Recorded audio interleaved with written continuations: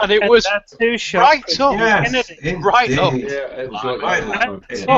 Yeah, and it's like, yeah. Sometimes you have to. Anyway, he'll never be on radio again, will he? Never. No, not while it's in prison anyway. Anyway, welcome to the Brain Dump. As usual, we start with our little chat that we're off air. Obviously, it's intriguing, isn't it? But yes, anyway, guess what it was about? You probably never find out. Unless you join Hangouts, of course. Welcome to Thursday Night Fully Loaded, and it's the Brain Dump, and we're going to be talking about stuff. I'll quickly mention, as I do quite often at the beginning of these, if you want to take part and ask questions in the Q&A, then you need to go on Google Plus and join Hangout from there. There should be a link in the bottom left-hand corner of the window you're watching now on YouTube. And then from there you can switch on the Q&A app, and job's a good one. If you want to get on the panel, you just send an email to mrb@braindump.tv. Okay? Simple as that. Right, now, before we do anything else, let's go down to the panel and get them all to say hello. And of course, let's start all the ladies first. So, Catherine. Hello, ladies and gentlemen. Well done. She's remembered both genders as well. Excellent stuff. But she never mentioned the ones in between. All right, and everybody in between. Excellent. That's conjured up an image. Anyway, right, let's move on to Gav.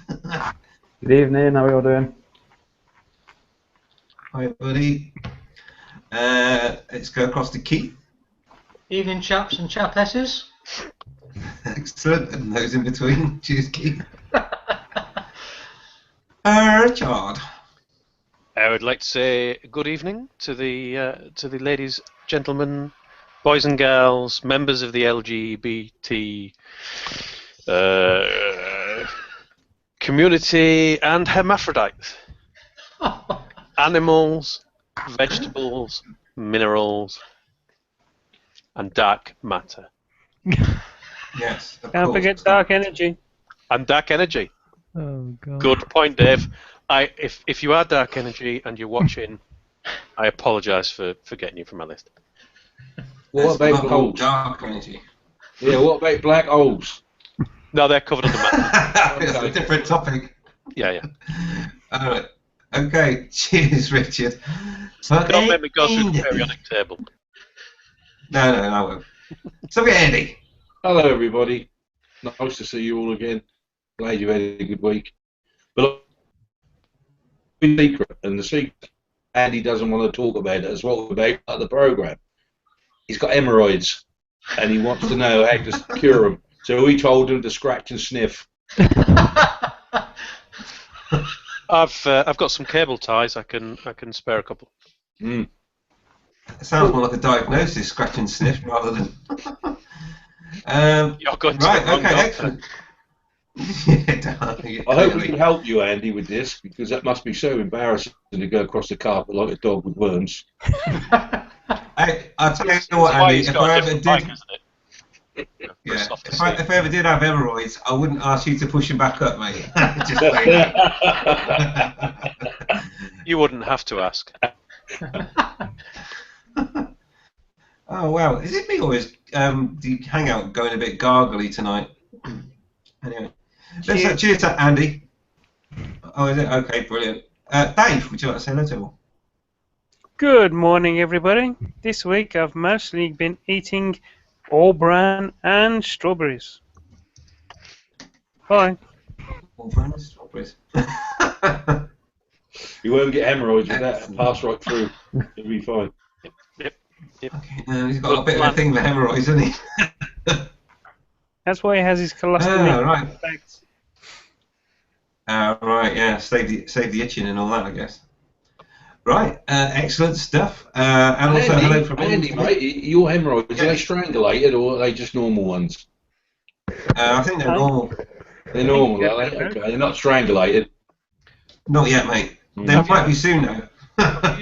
Have you had any bleeding at all, or is it just lumpy? I've had a few swear words now and then. Right. Anyway, let's move on because Size of a small peach.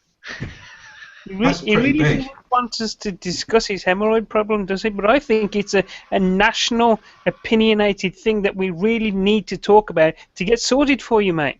Hang on, we've been on this hangout for half an hour before it went live, and at no point during that entire discussion did he say don't mention this when it went live. No, you didn't. That's right. Okay. I think what we'll do for the hemorrhoid chat is we'll do that for a safety Sunday on how best to deal with hemorrhoids. Okay? We'll do that. Hemorrhoids on your bike. Yeah, exactly. How to corner with hemorrhoids. It could affect your concentration on a bike, couldn't they? Especially on a bumpy road. Yeah. Most Harley. people would need to sit on a donut ring. Mr. B just sits on a donut. Parliament. That's probably what started it. Right. Anyway, let's move on from hemorrhoids for a moment, and let's go to the Q&A and see who's in there today. First of all, Big Kev, he says, good morning, chaps. Morning, Big Kev. Thank you. He also says he hates cricket. I'm not a fan either, really, to be honest. Yes, because we're on the verge of beating Australia in the third test. Nah. Okay. Didn't we pass the first two tests then? One each, I think.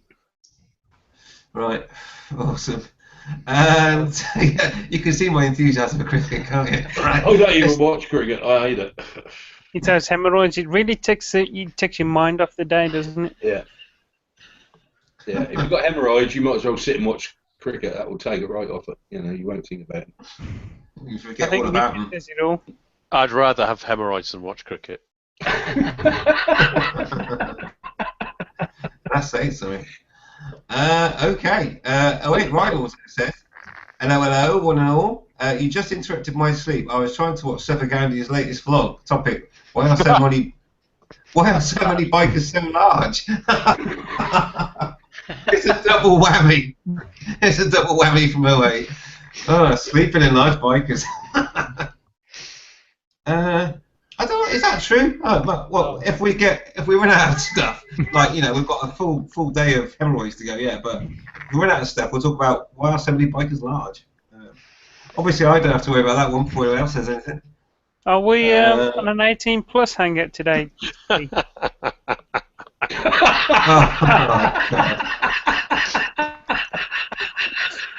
That's a hemorrhoid and a half. You've always like that, Andy.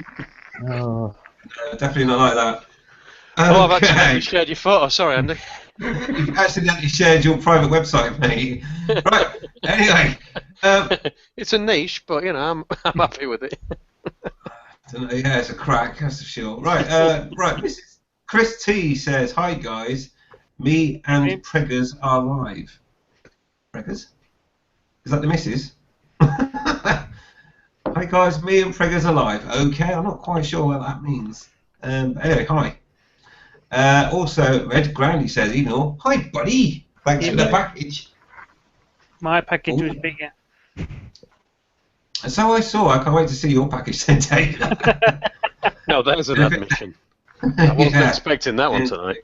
They're all coming out tonight. Right. Just don't show him your hemorrhoids. That will frighten him off. No, I've got no intention of showing anyone any hemorrhoids at all tonight.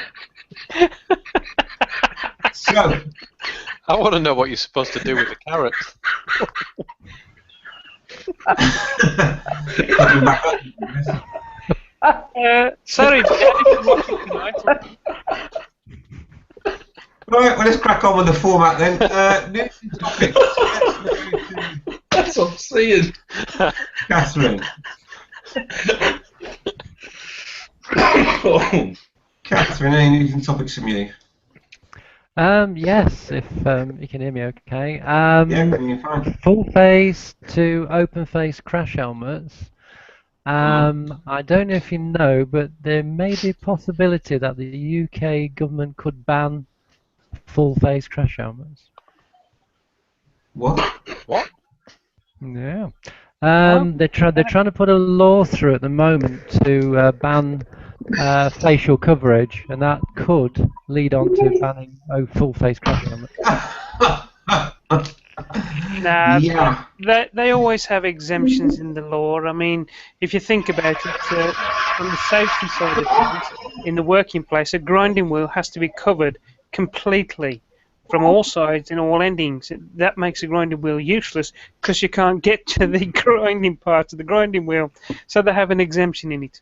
So I'm sure, although the idea is sound, I'm sure that it's not going to cover that. Did they Sound not have an silly. exemption for Sikh people for turbans and crash helmets? I can't remember if they did. There is, yeah. Yes, There there is. will, Yeah. there will be so many exemptions. I don't think they'll be able to get it through to law. I've not even heard that they're talking about banning covering your face up. It's in classic bikes this month. Right. Article of John Naish, I think his name is, said that. Is somebody doing a vlog from a public toilet?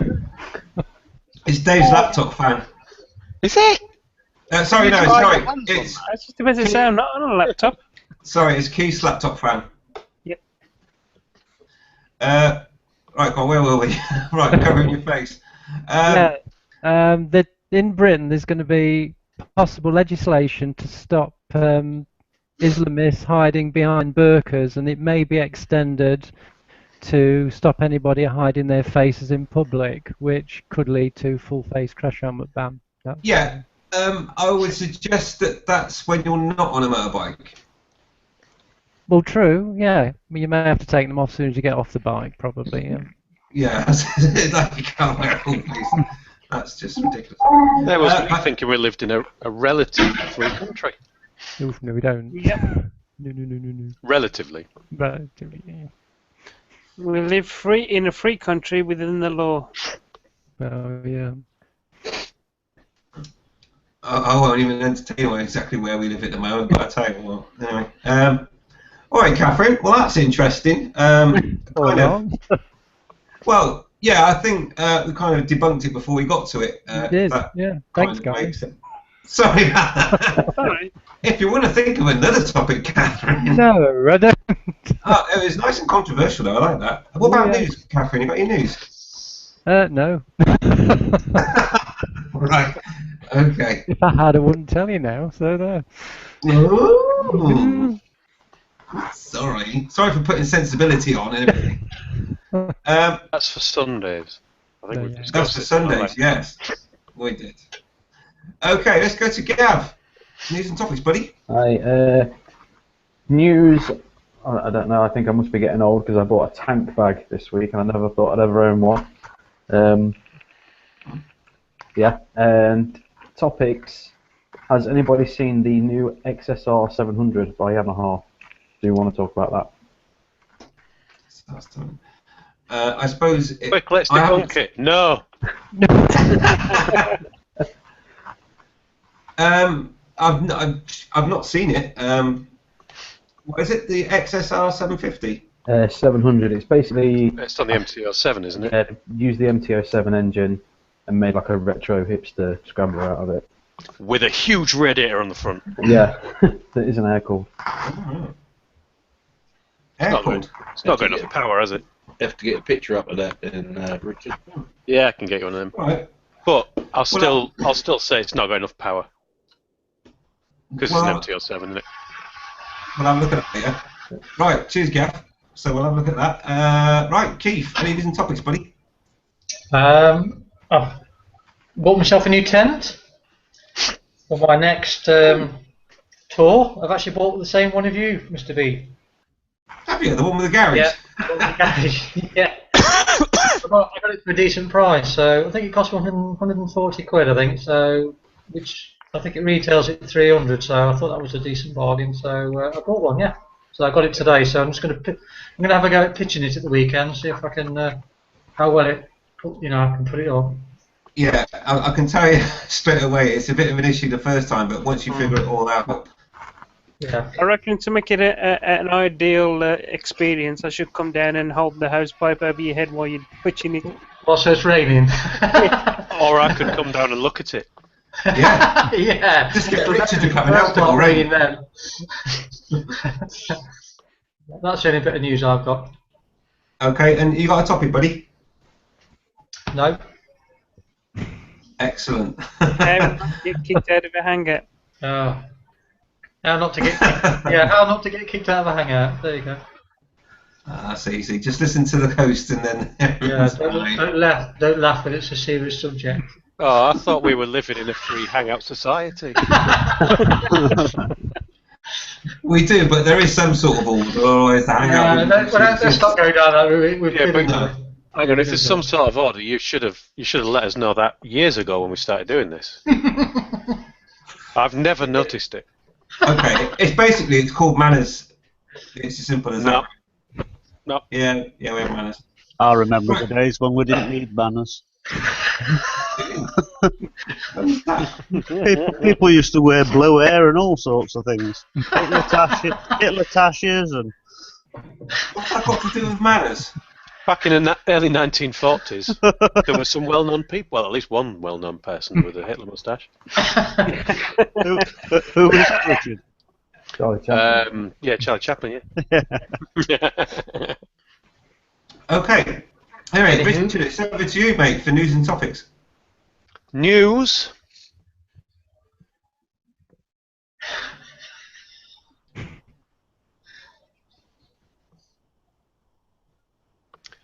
I've put my stainless steel nuts on my bike, and I only destroyed one stud.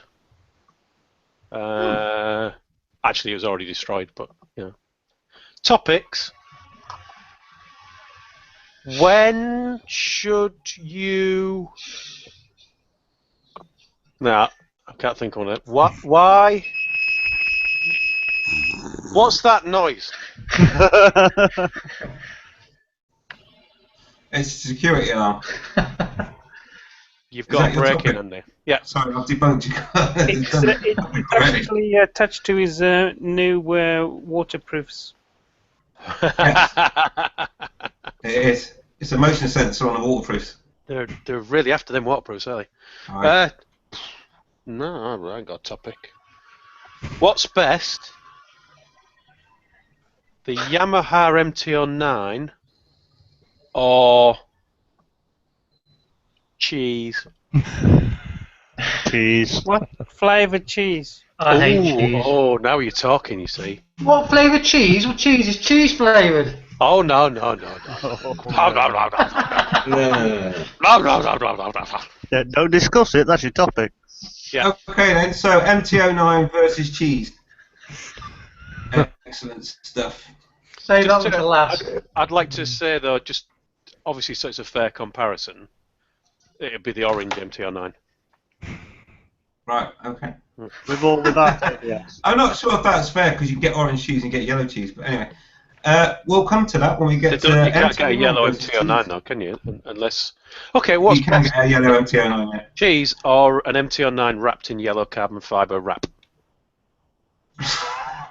Okay, well, we'll have a look at that then. Excellent. Cheers. MT-09 versus cheese. Skeggy. Well, look, last week's Hello. topic was an explosion, so I'm not doing it again.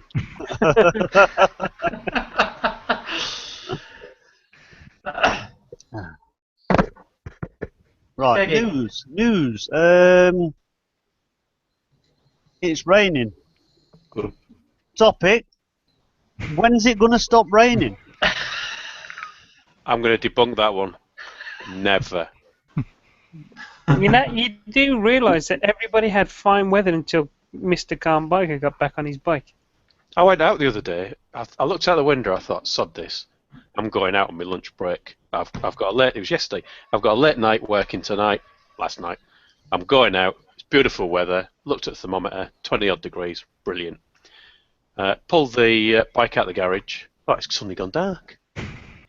Pressed the starter button. It started spitting. Rode off. Pissed it down. I rest my case. Yeah. What annoys me about that little discussion there is the fact that we had nothing but fucking rain all day yesterday. It's not stopped raining. I bought PR4s for both bikes now. I had Pilot Powers on the Z, but they're really a dry tyre and I never got to use them.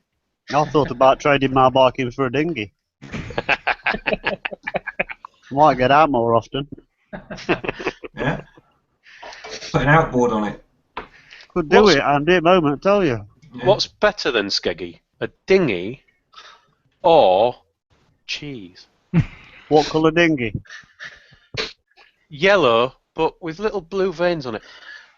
You have to inflate the dinghy like an Aldi one. Oh, that I'd not thought of that. Yeah, All right, 'cause I that retract my question. that might put me onto the cheese side of things if you have to inflate it because I'm not got all the breath I used to have, you know. Not I'm such a big puff. What cheese do you inflate? With Edam, with Edam, they don't blow up the balloon first and then pour the cheese in. I'd like to say which cheese, but it's so fucking disgusting I can't say it on air. I don't think we want the sort of cheese. Any type of cheese that needs scraping, we're not interested. Yeah, that does get inflated sometimes. It only counts if it's technically vegetarian. Yeah. I suppose it is. I've never had it sort of looked at, really. Oh, poor old Captain. Eyes covered, yeah. Sheep suffer with it terribly. What, cheese? Foreskin cheese, that is. It had to be said, didn't it? That had to be said. With woolly bits stuck to it. Oh. Nice. Okay. Come on, Andy, get a hold of them. No, that's all right, mate. What, we're I'll back wait on the for you. hemorrhoids again? Done it. I can't talk about it anymore. Skeggy, Yeah. did you have a topic, mate, or was it really the rain? That was when is it going to stop raining? Seriously, we've had nothing but rain and rain and rain, and then it stopped. I got the bike out and it rained. Yeah, I think we're in for a rainy year this year, but pretty much according to the Oh, it'd be funny. I don't mind going out in the rain on a pre-planned ride or something like that. But if I'm going out for a social ride, I don't mind it raining if I'm already out. Dinner's ready. But I don't want to go out in the rain just for the sake of a ride. Yeah. Yeah. I mean, putting all the clother on as well, isn't it? Moment. Okie dokie. Alright, cheers, Skeggy. Let's pop across to Southern Andy for news and topics then. I got soaking wet today. Absolutely soaking wet. And Richard wasn't anywhere in the county. I couldn't believe it. That would never have happened with cheese. No, I wouldn't have done. No. Did you ride for a puddle? I went through a monsoon, mate. Today. Sheep dip. Yeah. How deep was it? Very, very fucking deep. But, Was it as deep as one Skeggy went through? No, Because no. that one was like that deep. No. It'll be deep. Initially. It'll But be deeper over- next time we go through it. Next time we tell a story, it'll be deeper. It will be. It's deeper every time. I know, we're a year on from Skeggy's. He needed a snorkel now. Topic. Does everybody has the same opinion as me that friggin' shitty bike show is the most boring fucking program on telly, and that boring bastard who they put on there who says let's build a 1955 BSA is a boring fucker and can't ride a bike either? Can we clarify this one? Because I saw you talking about this the other day. Do you mean the motorbike show? Yes. Or do you Yeah. mean Bike TV? Motorbike Show. I think The it's the one that's motorbike show, isn't it? Right. Yeah. He's the guy that was originally plucked from. He used to go around the classic bike shows and judge the bikes, and somebody obviously sort of went, "Well, you know what you're talking about. You'll make an ideal TV presenter." And it's a case of what works on radio don't work on TV, I think. And that boring mechanic bloke he's got with him, well, he won't put him down, doesn't he? He's so bloody boring. My God. They Are we spend a doing this as a fortune real on 'em. topic? Are we doing this as a topic? Yeah, I Or think are we we- should, because Or are we going to I debunk think we it straight should. away? Because we can debunk it, but because I can just say, no, I don't think it's the most boring program on TV. No, I'd like to discuss it, actually. Because Because he's bike related. Because he's bike related, not cheese It's related. either that or talking about cheese. Because there ain't many topics on tonight. Well, I do like Edam. Nice bit of Wensley there. There you Okay. Right, I like that topic, Andy. What's the name of the guy on it? Oh, he's Gromit. No, Wallace. Wallace. He's naughty. he wear them silly hats as well, doesn't he? He's just Ridiculous. All right, we'll talk about that when we get to it. Henry Cole, is that the one? Yeah, I like him. Yeah, he's a right knobber. Anyway, let's go on to Dave. News and topics, buddy. This Come on, Dave, rescue us. Eating all brand with. No. It's been a horrible week this week. Every single time I thought, I'll go out for a quick hour, just ride around. And it's just rained and rained. And then I've taken my gear off again. Come and sit down again.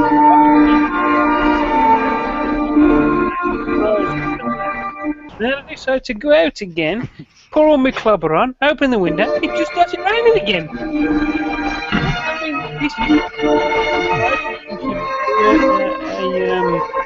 a fund me blog to ban farm bikers from going out on bikes anymore, because that will bring back the good weather.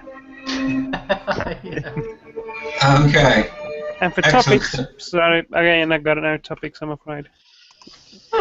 Is it a bad thing that I just typed in who presents the motorbike show, and you're right, it's Henry Cole, and then it took me onto a forum called Pistonheads, and the first thing on there is, Jesus bloody Christ, I want to punch that presenter in the face more than Charlie Cox. That's not a comment. It's I not think Richard's got a good picture of him up. That's definitely him. That's definitely him. I've met him. He's a nice That's him, guy, yeah. but he can't present a programme for toffee, can he? Let's face it. So. No. And he doesn't change his hairstyle. Is this the guy who did like the greatest motorcycle Motorcycle rides, yeah. I really enjoyed that program. Yeah, but it's on for about the 20th time, isn't it? It drives you mad. Yeah, and it's like the greatest motorbike show ever. And what we're going to do? We're going to sit outside and eat some Spanish sausage. Whoa! I thought we agreed this was not 18 rated. That sort of sausage, mate. Okay. Okay, excellent stuff. Right, and that leaves it for me then. News. I finally fitted my sound bomb horn. So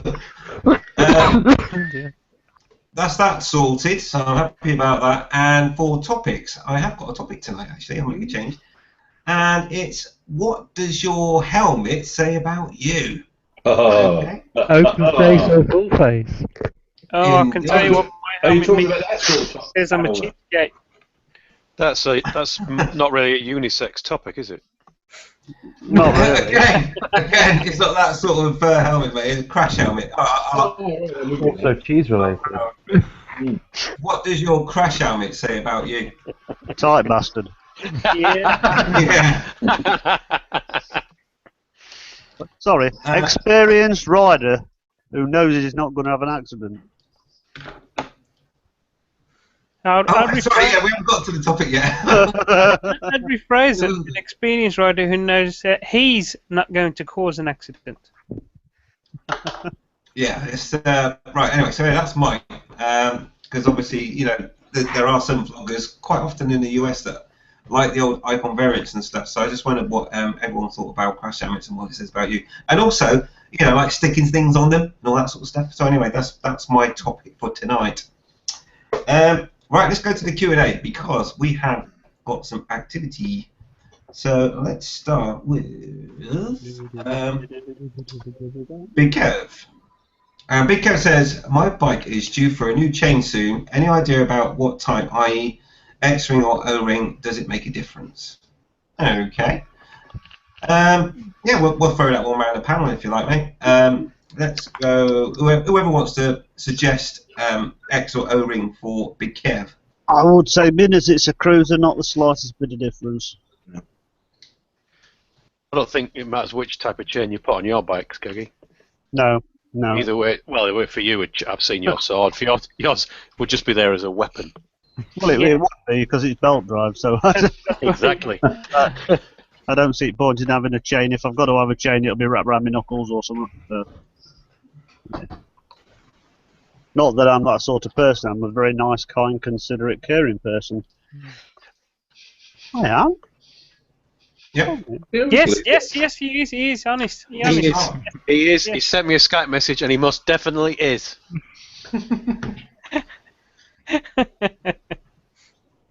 So, anyone else got any tips or what they might suggest for Big Kev on X-ring or O-ring chains? Well, Whatever Skeggy says. Cheapest. I don't really know enough about chains to know why there'd be a difference between the X and the O. I know it's supposed to retain the grease and the oil better, Yeah. but I think one is for racing and the other is for ordinary driving. I'd imagine that ordinary riding would be the O and the racing would be the X. I had I've got a X new on chain mine, last yeah. week. I wouldn't say the X rings for racing.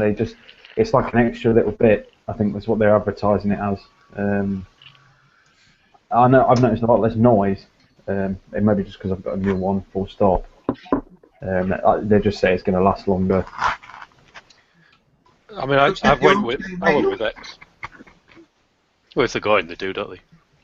If you've got problems with your link. Yeah, I've never let mine get that far gone.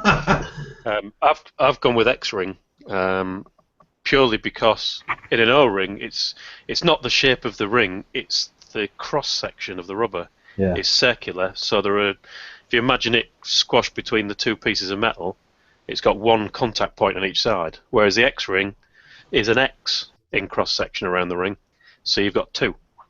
So you've just got two ways. If something starts to fail, it's less likely to fail catastrophically and let all the grease out. But I won't buy anything but DID X-ring chains. Other chains are available, but the crap. I wouldn't buy any. I wouldn't buy Yeah. anything. I would say I wouldn't buy anything other than a DID chain.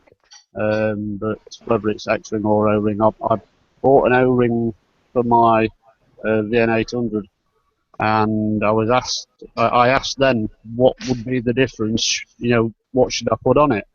Because I'd never come across the X-ring, and they said for a cruiser it doesn't really matter. I didn't get the answer as to why, but they just said for a cruiser it doesn't really matter. And now, whether that's because it's more about slow riding and torque, or whether it's because you're just not sort of accelerating on the sort of pace that you would do on a sports bike, whatever. I've no idea. I suppose it's a difference between a potential 100 miles an hour and 180. I've got a little bit of distrust for garages anyway. They may have been saying that because they're thinking, well, he might have to change it sooner, so we'll tell him to get that one. Maybe they only had O-rings in stock.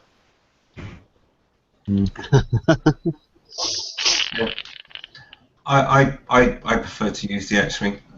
My very first video was me doing the chain and sprocket on the Hayabusa, and that was a DID X-ring. I suppose if you're going to be doing like 12,000 miles a year, then it might be more beneficial to use an O-ring because they're cheaper.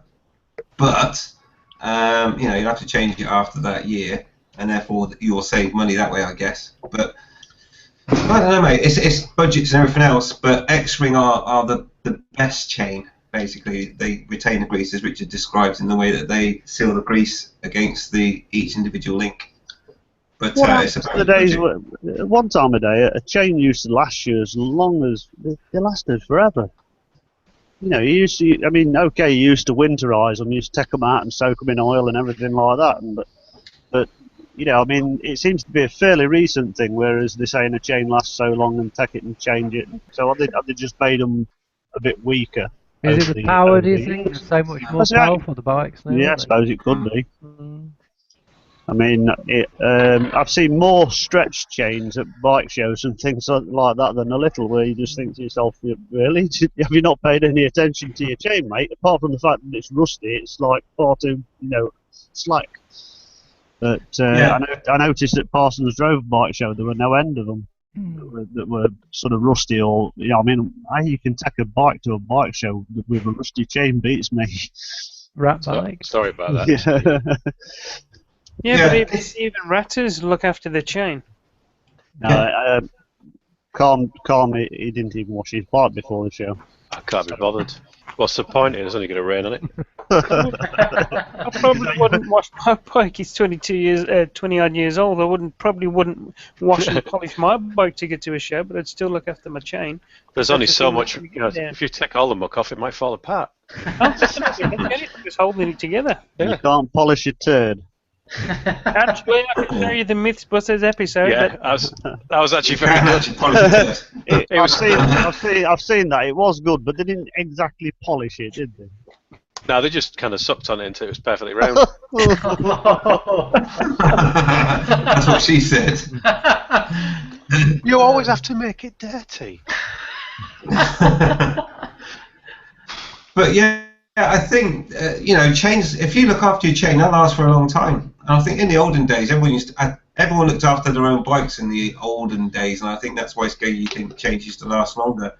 But these days, there's a lot of people, they buy a bike and they just ride it, and then they take it for service and they just ride it, and sometimes the garage that they take the bike to for servicing doesn't actually service it. So it could be that it goes 10 years without having a proper service, and therefore the chain will last 5 minutes. So I've just thought of a proper topic. yeah. I've just thought of a proper topic. A real actual one. Yeah. Hang on. Who's going to be booted? No, honestly, it's a proper one. Oh, God, it's bad, isn't it, when you can't even be taken seriously. Do you want to replace your cheese topic for another topic? Yes, well, can I have two topics? Just one topic per night, Right. mate. I went to a bike shop the other day to have a look for bikes to potentially test ride. And I was looking at a particular bike, and I said to the guy, "What's the servicing like?" Because it was a new bike, but it was a year-old model, so it'd be under warranty. So get it serviced by them for the first year, kind of thing. Mm-hmm. So I said, "What's the service intervals on it like?" He says, "Oh, it's 4,000 miles." I said, "Well, that's quite a bit." I said, "What about valve clearances? Because that's the killer that costs you money." And he says, "Well, that's 16,000 miles." Right, but now bear in mind this was a main dealer. He says, "But we never do it." Mm-hmm. So my topic is: do the dealers actually do the servicing that the service book says they should do? When I did my XJ6, I did what the service book says I should do. I changed the spark plugs and I took them out. You compared them with the old and the new, you could barely tell the difference. Yeah. But do they actually do the servicing they're supposed to do, or do they just take it off your hands for a couple of hours and give you it back? Big bill. Okay. But for the salesman to actually admit, yeah, we don't bother doing the valve clearances, I bet they bloody charge for it. I bet they do. Yeah. Okay. Good topic. Yeah. All right. Well, I'll replace that for your MTO9 versus cheese. And, I told you it was a serious one. Yeah. Yeah. Okay. Right. Your request has been fulfilled, Richard. You now have do they service as opposed to MTO9 versus cheese. Can I just to bring it back slightly to topic say, because if they don't service it and there's water in your oil could go cheesy.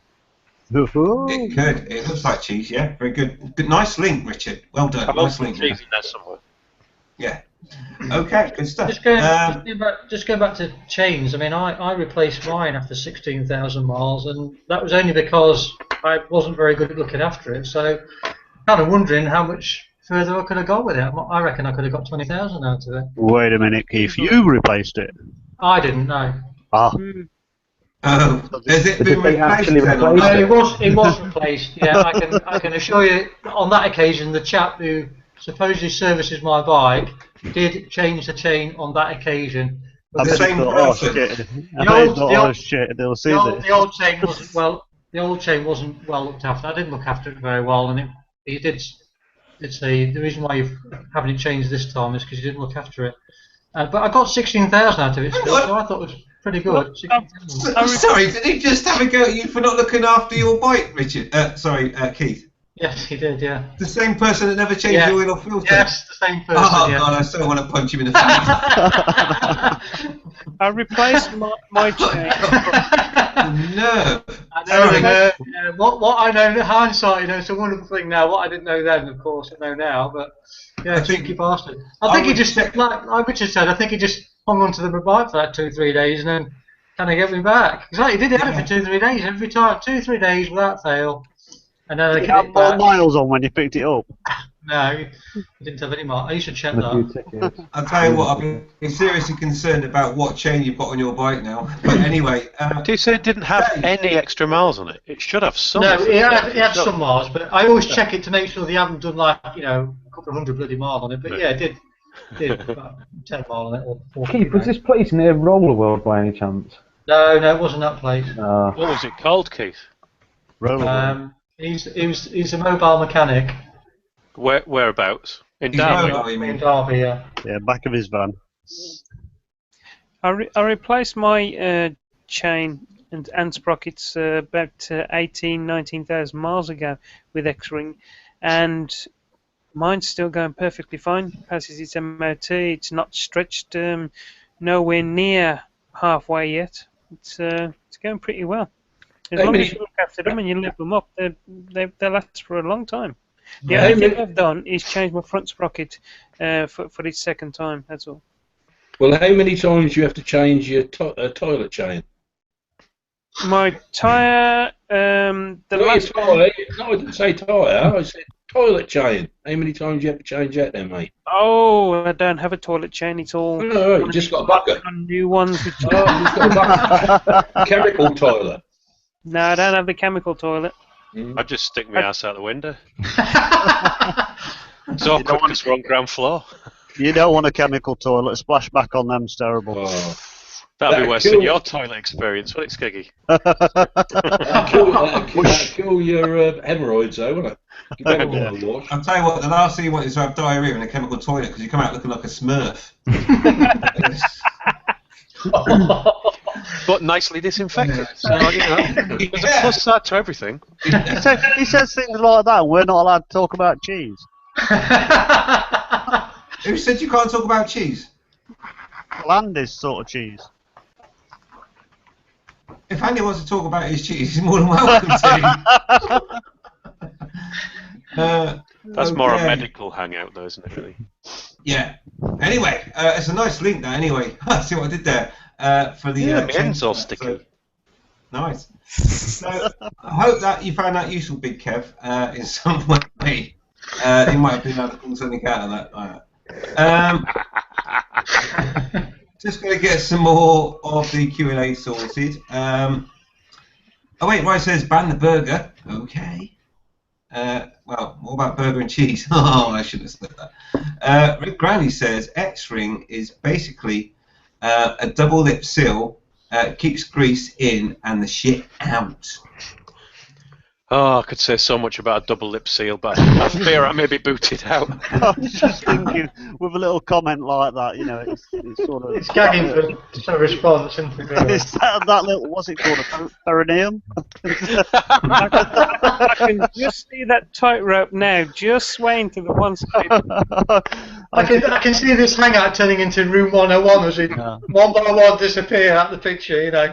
I just keep on watching Catherine's face every now and again. She's like, oh, no. Why am I here? That's what I'm thinking. Everybody's welcome here. No, Everybody. they're not. Don't do it. Who's not welcome? Everyone's welcome at the start. Anybody with decorum. Oh, Start talking about yearly problems and we'll be gone in a shot, I tell you. Shut literally. Okay, right. I'm going to draw a line for a second because everyone's got a big misconception about why you got kicked last week. So if you're going to keep banging on it, let's go there, yeah? Basically, the reason why some people were ejected last week was because of bad manners. And basically what that means is that I'm happy to discuss anything, but if I ask everyone to be quiet so we can address something, then that's what I would expect because I'm the host and I have to run this hangout. And that's it, really. And so no topic is out of bounds. So if you want to talk about cheese, we'll talk about cheese. If you want to talk about knob cheese, you want to talk about knob cheese. That's absolutely fine.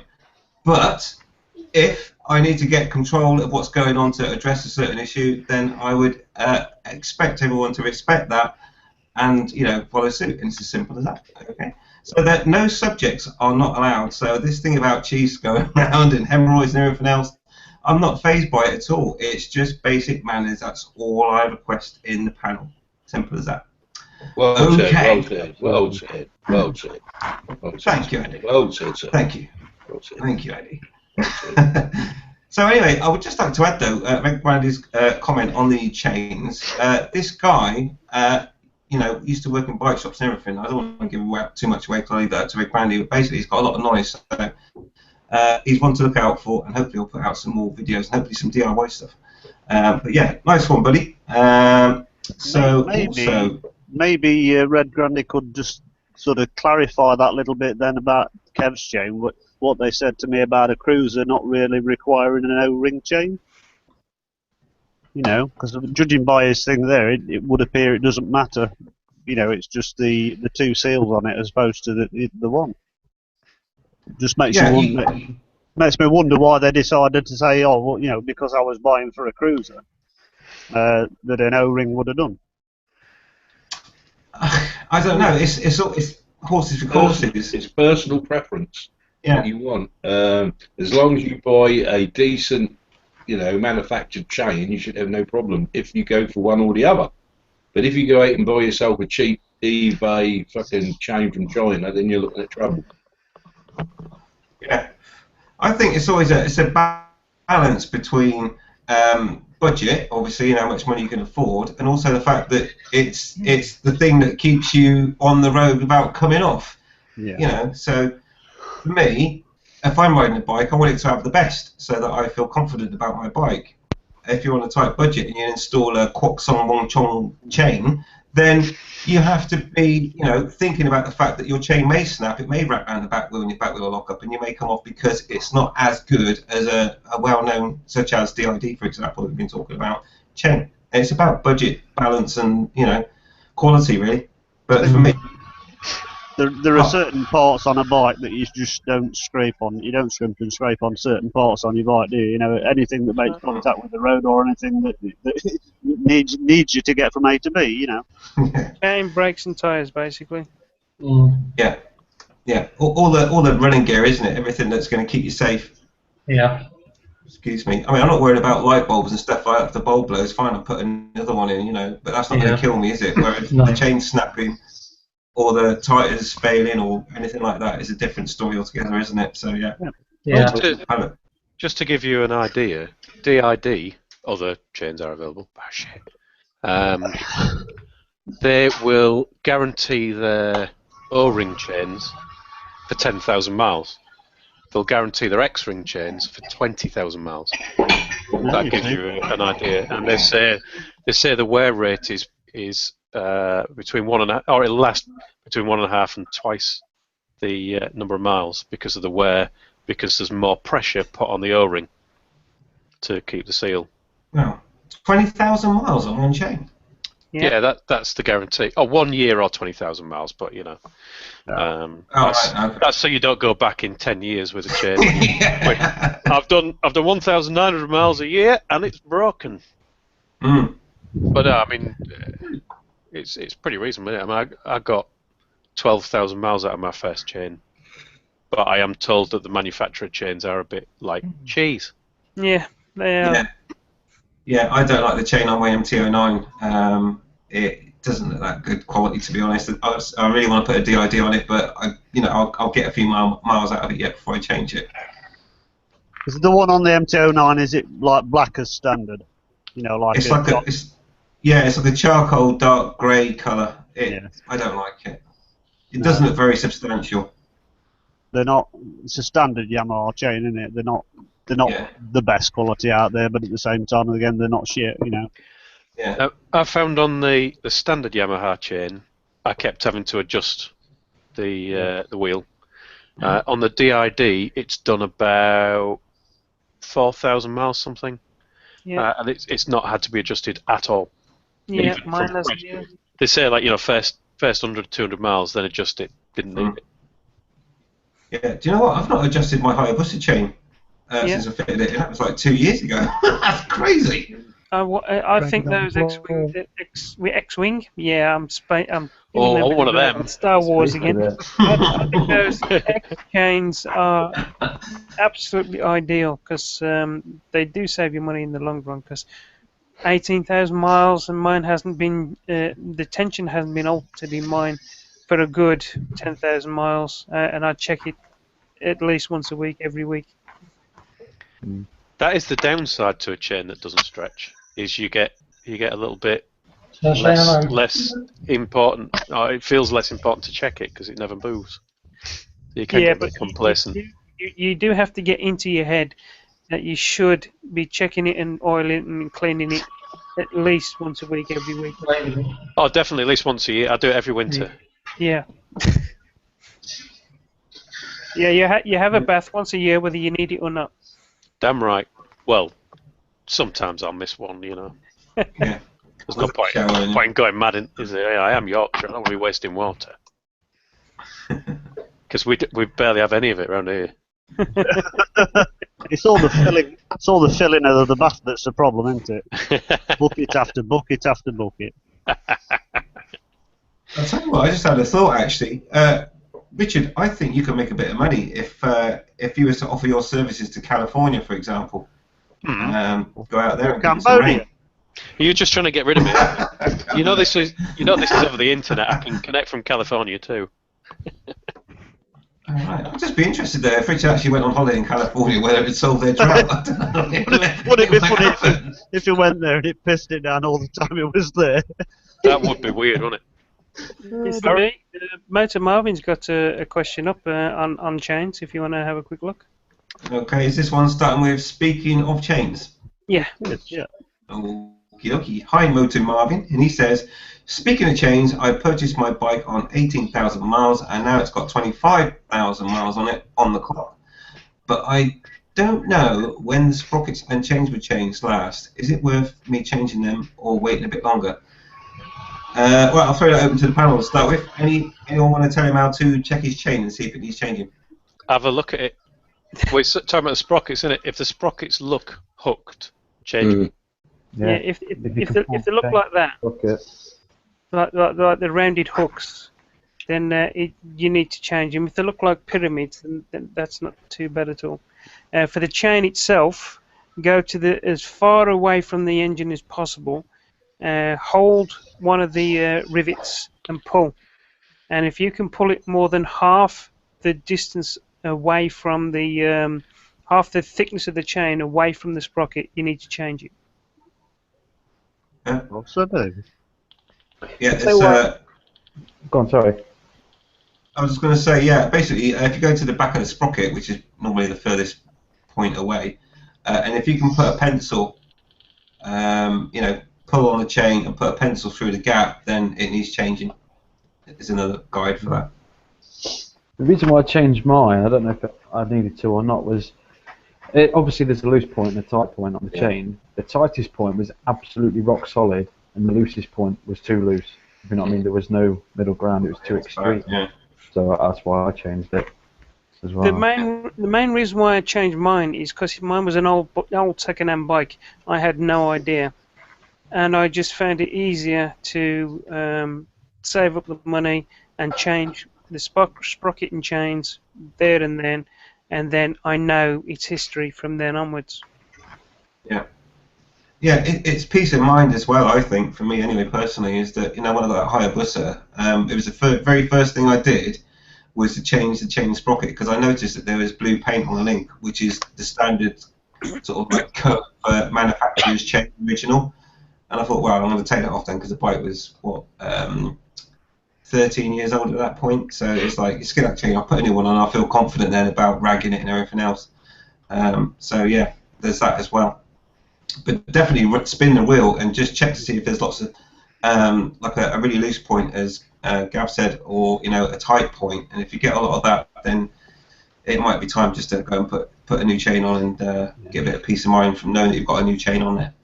Also, make sure what it says in the book, your actual slack part of your chain, is correct as well, because that can make a big difference as well. Because there's so many people that don't tension the chain properly. They do it too tight, thinking, oh, that's nice and tight, it'll be fine. But they forget that the back wheel is moving up and down, so it gets looser and tighter as you're going along. So you need to have that slack in order to be able to make it run properly. Yeah. Don't Actually, worry, that's, I've As soon as done you a sit video on on it, that. tightens up, doesn't it? so yeah, it's a good point actually. When you check your chain tension, make sure the back wheel's on the ground. Yeah, make sure the bike's sat down. Don't sort of check your chain tension when the bike's up in the air, because the suspension will be right down. Careful about that one. Depends. Check your book, because my Yamaha specifically says check it on the centre stand, and then it has a bigger range. It's 45 to 55 mil on the centre stand. Right. Okay. And if you read the numbers out of the book, but did that with a bike on the floor, you'd probably have your chain falling off, wouldn't you? Because as soon as it's on the floor, it narrows. I mean, that's like, over 2 inches potentially. Yeah. Once it's down on the floor, it's kind of inch and a quarter, inch and a half. Yeah. Yeah. So yeah, check your manual. Bikes may vary. It's surprising. I mean, the difference if your chain's stretched and your sprockets have worn, you put a new one on, and your bike can feel like a new bike. It really can. The same goes as well if your bike's got a belt as well. When I was doing my GPZ 305, they said hang a kilo weight from the end, and it cannot move more than a certain distance, and that's how you check that. Yeah. Excellent. Okay, so I hope that helped. I mean, main thing with the sprockets, they don't normally get a lot of attention, especially the front one, because no one can be bothered to take the cover off to go and look at the front sprocket. So definitely check that one out. But basically, no sprocket should ever be pointed, or as we said, so it's like a pointed sprocket. If it looks like that, there's something wrong. And if it's hooked, as we've been talking about, then there's something wrong there as well. There should be a bit of a flat sort of area at the top, depending on the sprocket. But there's never a pointy, sharp sprocket. So if they are, then totally, definitely change them. I do know a guy who says that to save money, he'll pop his sprockets off and turn them round. So when they start hooking over, he'll swap them round, and then once they're hooked at both sides, it's time to change them. Yeah, what tends to happen is that you hook it that way, and then you turn them round, and then what happens is it just runs the actual teeth off, and it just spins round the sprocket. Yeah. But yeah, I mean, God, do you know what? A front sprocket is probably about £10, Yeah. and a rear sprocket is about 25 quid. They're nothing, absolutely nothing. So just go and change it. It's an interesting. Some people say that when you're changing your chain, you should change your sprockets. Anyway, some people say that you shouldn't change your sprockets without changing your chain, because the things are actually wearing the chain. So you can actually end up putting a different sprocket on, can wear the chain faster and the sprockets faster. I'd always say change them all together, the whole lot. Yeah. I wouldn't leave the sprockets on. Yeah. I mean, when I changed the one on the Yam, it said it did about 12,000 miles. It had a link that had seized. Basically, the O-ring had split, and grease had come out and it seized up. The sprockets looked brand new. There was no wearing on them, even on the front. So I just changed the whole lot. But it was like 10 quid extra to get chain and sprockets to chain. Yeah, you knew the history of your bike. It was brand new. You knew what the sprockets had done. Second-hand bikes, you haven't got a clue. So Have a look. For the most part, I'd go with Andy and say, for the price of a sprocket and chain, it's probably going to cost you in the region of between 95 and 150 quid, depending on your bike. It's well worth just getting both done. Probably depends where you're buying it from as well. If you're buying it privately, you have no idea. But if you're buying it from a dealer, get them to put a new chain and sprockets on anyway, and get it half price or something. Yeah. Get it done as part of the deal.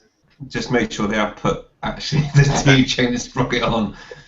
But yeah, I mean, for the cost of the sprockets, which is next to nothing pretty much, I don't understand anyone saying, oh, do you know what, I'm going to change the chain, but I'm not going to change that £6 front sprocket because it probably lasts about another 1,000 miles. Like, seriously?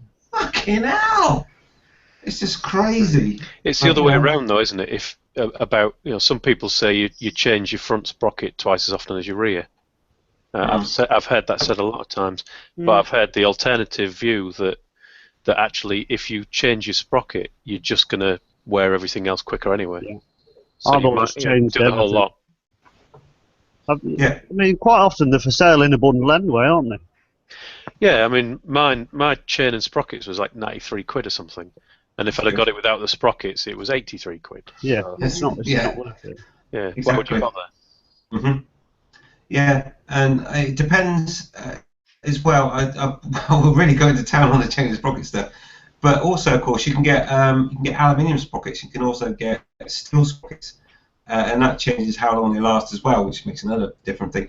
But at the end of the day, sprockets don't cost much, and I'm the person that will always change the chain and sprockets always together, because for the price, what's the point of hanging on to an old sprocket? That's just pointless. Either way. Chains are expensive though. Yeah, they are expensive, but you know, if you budget yourself carefully, yeah, just put £10 away a month, you'll be all right. It's not a lot really when you think about it. Okay. Don't buy the kids any present for Christmas. Yeah. Or buy them a sprocket. Yeah. Yeah. Buy them a chain and sprocket set. I'll put that on the bike then. Chain for Christmas and sprockets for the birthday. They're actually Bit ninja far. style, kids. Okay, a sprocket for the birthday and the other sprocket for the Easter present. Easter present. What? I mean, Easter We present. know front you Yorkshire. sprocket for birthday, chain for Christmas, between brothers, as you know, a pair, and then the other sprocket for the next birthday. Just tell them to ride it less, or get a job. That's evil. They'll have to wait 2 years before they can actually change the chain and sprockets. It's quite nasty. Yeah. Well, Right. that'll learn them independence when it. That'll teach them. Yeah, go and get a job and do it yourself. Yeah. But I'm only Right. 6, Dad. Exactly. No, Get out there and do some housework or something. Right, brilliant stuff. Well, I hope that helped Motor Marvin. And he also said, oh, feedback. He says, cool, I'll check it out tomorrow. Cheers. Somewhere in there obviously was some information. Yeah, it was. He's got a smiley face, so of whatever we said, it's made me happy, so that's cool. Oh, Bex88 is in there, and she says, hey-ya! Bit late. Just got back from a bike night at the Iron Horse Market Deeping. Very good bike nights there, very good. Awesome. Evening, Biggs. I do miss living out over in the east, but there we go. Yeah. Okay, I wish Google would give us the option to put the comments in order, because Motor Marvin just said, evening, folks! Didn't name it everybody. Oh, Christy says, Andy, my MT-09 chain is a DID. Yeah, well, mine isn't. I must have got a bum deal there then. You got the free exhaust, I reckon. Yeah, I got £1,000 worth of exhaust, so I'm quite happy about that, because the chain's only about 100. That's all good. Jason Carter says, any idea how to get baffles out of an exhaust or a Honda VFR VTEC 800? Dynamite. Well, I would suggest cutting it and then resealing it would be what I'd do. The VFRs, they're if it's a standard exhaust, then they're just riveted around the end can, aren't they? Around the end of it. Yeah, you drill the rivets out, cut it down. I wish mine was. Mine have welded in. Grind it. Yeah. If you've got a riveted exhaust, drill the rivets out, take it apart, take the baffles out, put it back together.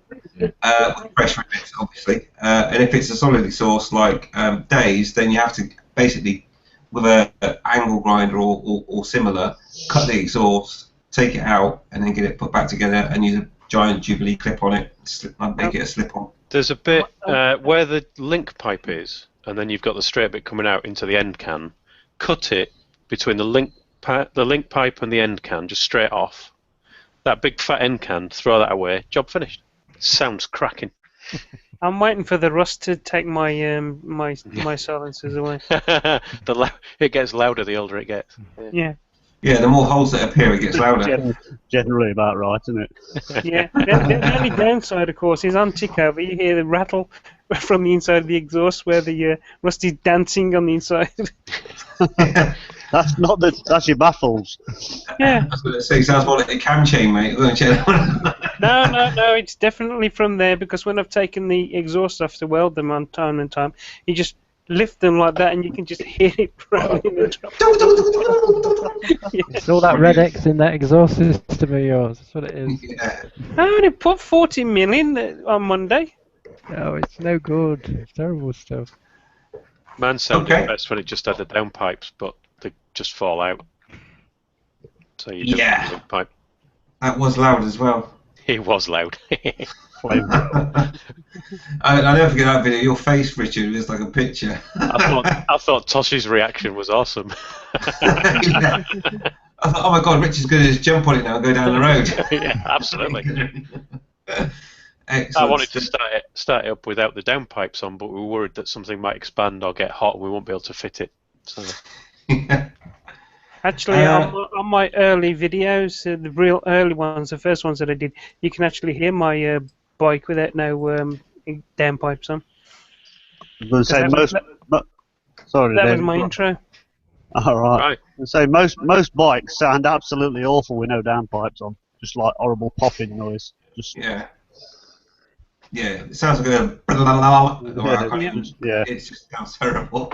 Yeah, man does sound good without the end cannon, but I suspect the neighbours wouldn't be so pleased.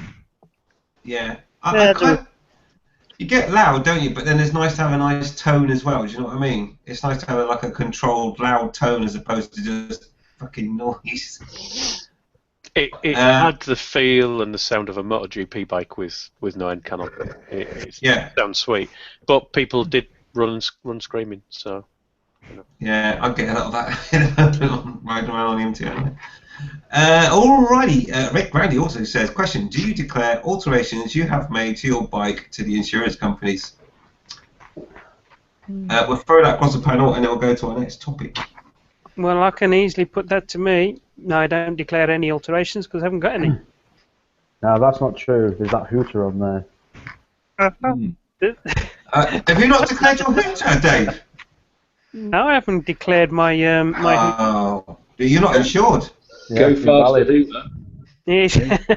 Dave's got the horn and he don't want to tell no one. Yeah. Seriously, Dave, you need to, because if you have an accident, they say, oh, look, he had an accident, his car drove right up his backside. You say, well, hang on a minute, he's got a bloody hooter horn on there. That's not in the insurance document. You're not insured, mate. They will. I won't put it past them. Yeah, they might try. Totally. Or you were distracted. You were distracted. You were I have distracted. an obligation to have it on my bike because the Bike Rider 95 and Dave the Biker Boy both gave it to me and says you can only have it if you have it on your bike, so it's on there. And hopefully in the next few weeks I may be going on another ride out with them, so that's something to look forward to soon. Yeah. But absolutely, Dave, go and tell the insurance company, because the thing is, right, there's nothing to stop you putting whatever you want to do and put on your bike, but tell the insurance company, because if they go, oh, look, he was probably using it, and that's why he had an accident, then you're not insured because it's not on your insurance document. That's what insurance companies are like. I wouldn't trust them as far as I could kick them up the ass. And then I'll go, and if you have a look at this little camera on the side of my head here, you can see that I wasn't. Whoa! Oh, sorry, you didn't declare the camera. Oh, that's another problem, right there. Not I'd say, sorry, the camera's not attached to my bike. That's right, it's attached to me. Although there is one under his seat. I'm not saying anything about that one. Yeah, exactly. The thing that I've never understood is there's one insurance company that you have to declare crash bonds. I think it's most insurance companies actually. Now, in my opinion, that it's going to reduce the cost of a claim. You know, if your bike goes on its side and you've got loads of fairings that are going to cost a lot of money, but it actually puts your premiums up. Like they're charging you for the privilege of trying to save them money on a claim. Well, You know, that's the same throughout, mate. If you upgrade your brakes and put steel braided hoses on, or change the calipers, put better performance brakes on, which obviously makes you safer, they say, oh no, your premiums go up because you're like racing or something like that, or any excuse. It doesn't matter what it is. Anything you do to make it better. Yeah. They turn around and just say the same thing, don't they? It just Exactly. means you're going to ride it harder. Yeah. So what the insurance, the way they work is basically, when they say any modifications, and you say no modifications at all, then if there's any modifications when you have an accident, whether it be a fucking squeaky horn or crash bungs, you're not insured. But then, this is where it all flipping falls into plan. So when you say, oh, I'll put crash bungs on and I've got a squeaky horn, they say, right, well, that's an extra £15 for the squeaky horn and an extra £50 for the crash bungs. But it's just how they make money. It's basically just how it works. Well, I've got But one if you don't, here. go on. Stephen. I was insured through Bennett's. I'm insured through Bennett's, and basically I said I'm thinking about leaving you, and they said why, and I said basically because I've heard all these rumours about you're only allowed so many things to put on your bike, and once you go past so many they won't insure you, blah blah blah. I says, well, my problem is I ride a cruiser, and as you know, cruisers are well known for the bolt-ons. And he says, well, what have you put on it? And I told him, I says, typical things. I says, I've changed the exhaust to a slip-on exhaust, make it louder. I've put panniers on it. I've put this bar on it, system bar pad, rear rack. It's got tool roll, blah, blah, blah. Went round through everything. And he went, oh, yeah, it'll make no difference whatsoever. It's a cruiser. We expect you to do that. I'm like, oh. And I says, well, do any of them need to be listed on the insurance? And he went, it depends on the value of your exhaust pipe and your panniers. And it says basically if the panniers and the exhaust pipe come to a value of more than £1,000, then yes, it was worth telling them. It says although you must realise that if they were in the case of an accident, they would only rebuild the bike back to standard, and they wouldn't replace the panniers and exhaust. They would the exhaust, but it would be a standard exhaust. Declared but not insured. So, but they said the insurance still stands fine. Because it's a cruiser, they expect you to do it. That's an interesting one because I'm with Bennett's. Yeah. Yeah, me too. It's bike racism. That's what it is. No, I didn't say. I was gonna say I've got quite a lot of mods on mine. Mainly cosmetic and faffing about. Levers, screen, blah blah blah, seats, cowl. The Yamaha obviously has got the full exhaust system on. And all of that stuff, they said, not all of it is covered as standard. You're allowed 6 major changes, of which your exhaust is one. And they didn't increase my premium for any of it. No, but they didn't mind actually. Yeah, they're well publicised. They have a list of stuff that is included, and you don't even have to tell them. Yeah, there's only one thing that cost me more, and that was having pillion cover. It was an extra £15. What? They never even asked me about that. Yeah. Well, then you're probably not insured to carry passengers. And one thing you have to be aware of as well, I've heard a lot of bad stories about their automatic renewal thing. If you don't get back to them or you don't say anything, they'll just renew it automatically and take the money. They've just done it to me. It doubled the premium as well. Yeah, just done it to me.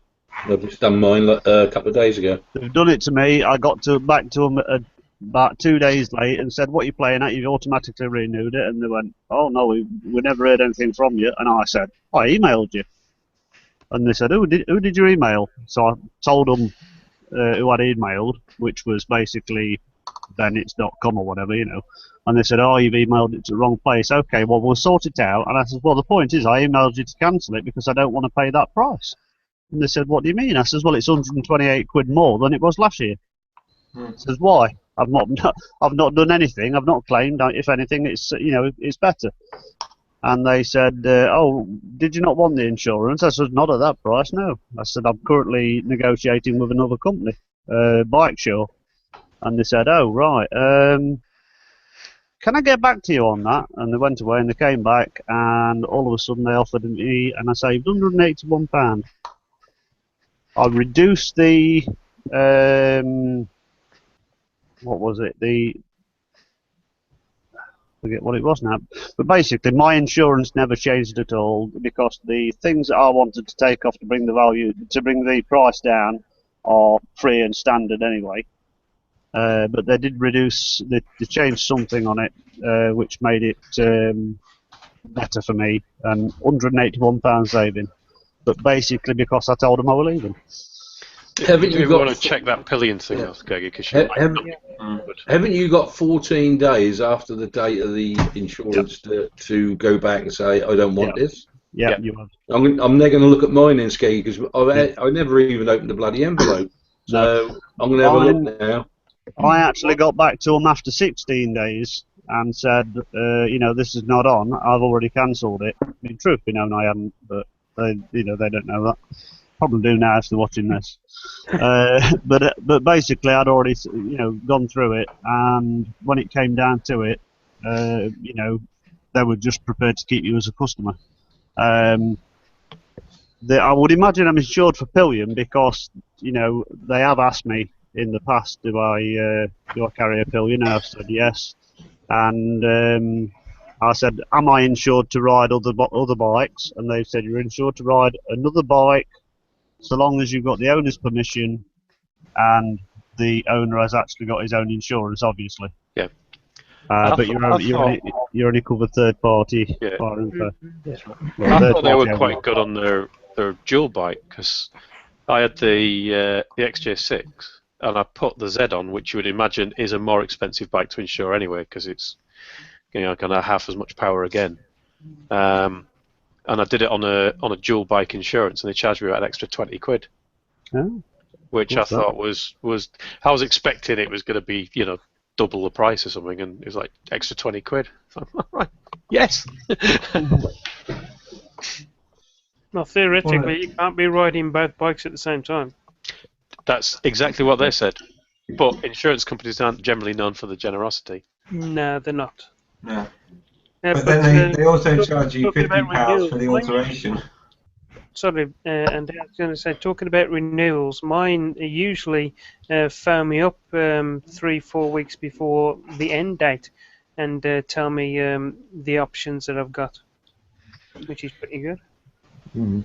Yeah. About that automatic renewal thing, when I swapped my new bike onto my policy, I just told them there and then, they said, is there anything else we can do? And I said, oh yeah, can you take me off the automatic renewal? And they said, yeah, okay, we'll do that now. So you just have to get in touch and just be aware that you've got to tell them. Yeah. Okie dokie. Excellent stuff. We could do a whole hangout on flipping insurance companies, but I'm not going to do it tonight. Marvin says, gave me an idea where to look. Smiley face, and I know I have to banish to sort my little boy out. Ha ha ha. Have a good evening, guys. Thank you, buddy, and thank you for your comments. Now, what I do want to talk about is the bike show. I want to talk about the bike show, which is Andy's topic, and how wonderful it is, Andy. Do you want to embellish on your topic, buddy, and then we'll go into it? I'm not going to go daft on it, but I do watch it, but I find the subject matter of the programme a little bit dull, and I think it's presented in a 50s way and not a modern way. And I'm interested in old bikes, but I'm not interested in seeing one bought and where they get the bits from and how much it's worth at the end. And some boring old mechanic who, well, God, better. It'd be better watching paint dry than him in the garage. And the presenter, I think, is just crap. He might be a nice bloke, whatever. I see him at the Orwell Bike Show last year. He seemed like a good guy, but the whole show is just stuck in the 50s, boring topics on bikes. They don't cover enough of bikes. They don't cover, racing. They don't cover, modern bikes at all. That's all old crap. And then he goes on and does things like a track day, and he can't even ride a friggin' bike. I think my missus could fucking beat him round bloody, round that track. So, he's just, it's just so boring. And in the end, a couple of times, I just wanted to get me Luger out and shoot myself, Just crazy, just crazy. You don't have a Colt 45? No. But, I might have, but can't say too much on here, can you? I'll get raided. But, yeah. So I think the whole concept of the programme is dated, boring, and it could be a lot better, and they could bring it into the modern world and use different presenters and different ways of showing us the bike world. Better presenters as well. Well, I actually wish they'd do more of the making up of the bikes. You know, when they're doing the refurbing. I mean, I know I prefer to have a show that is just for that rather than mainly that, because the bike show is supposed to encompass everything.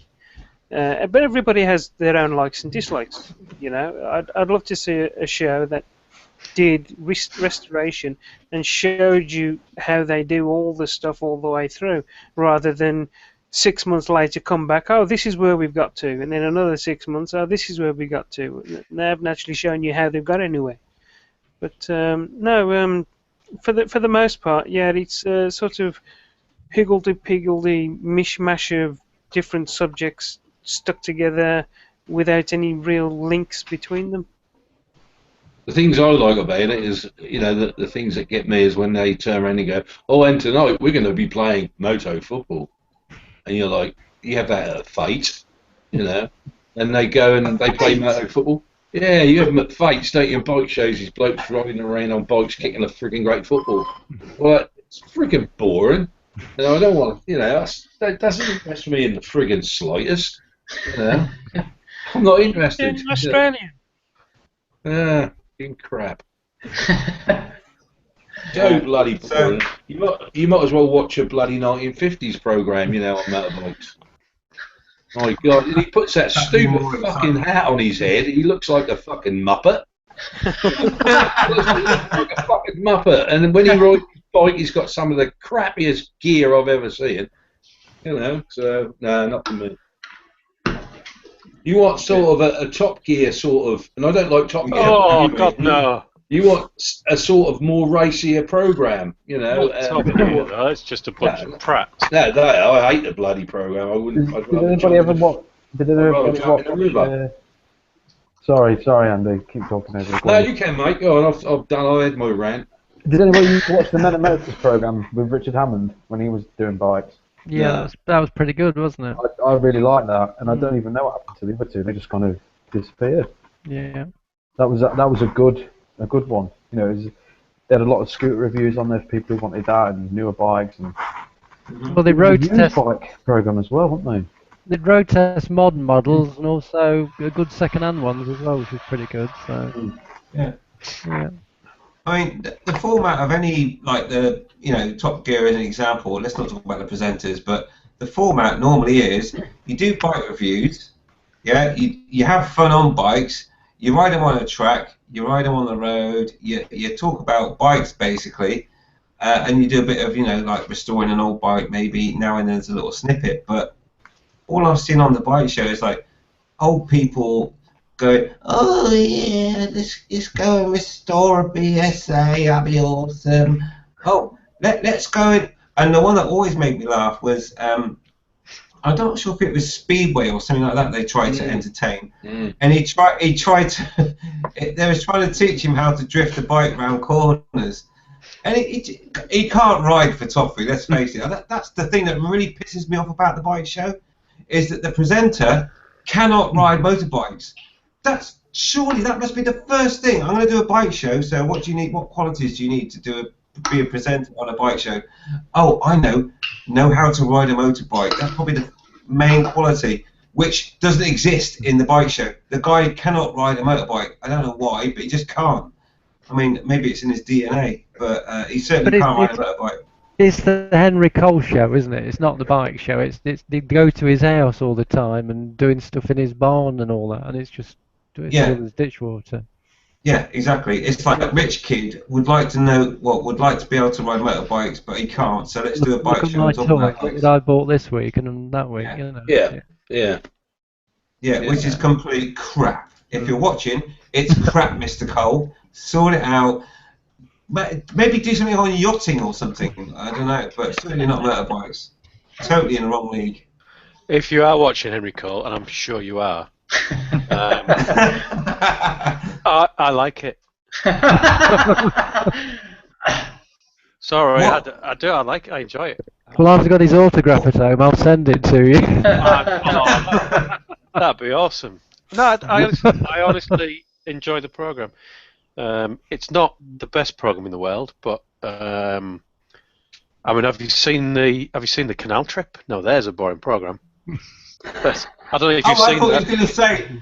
I thought you were going to say that was part of the feature on the bike show was a canal trip. 'Cause that wouldn't surprise me at all.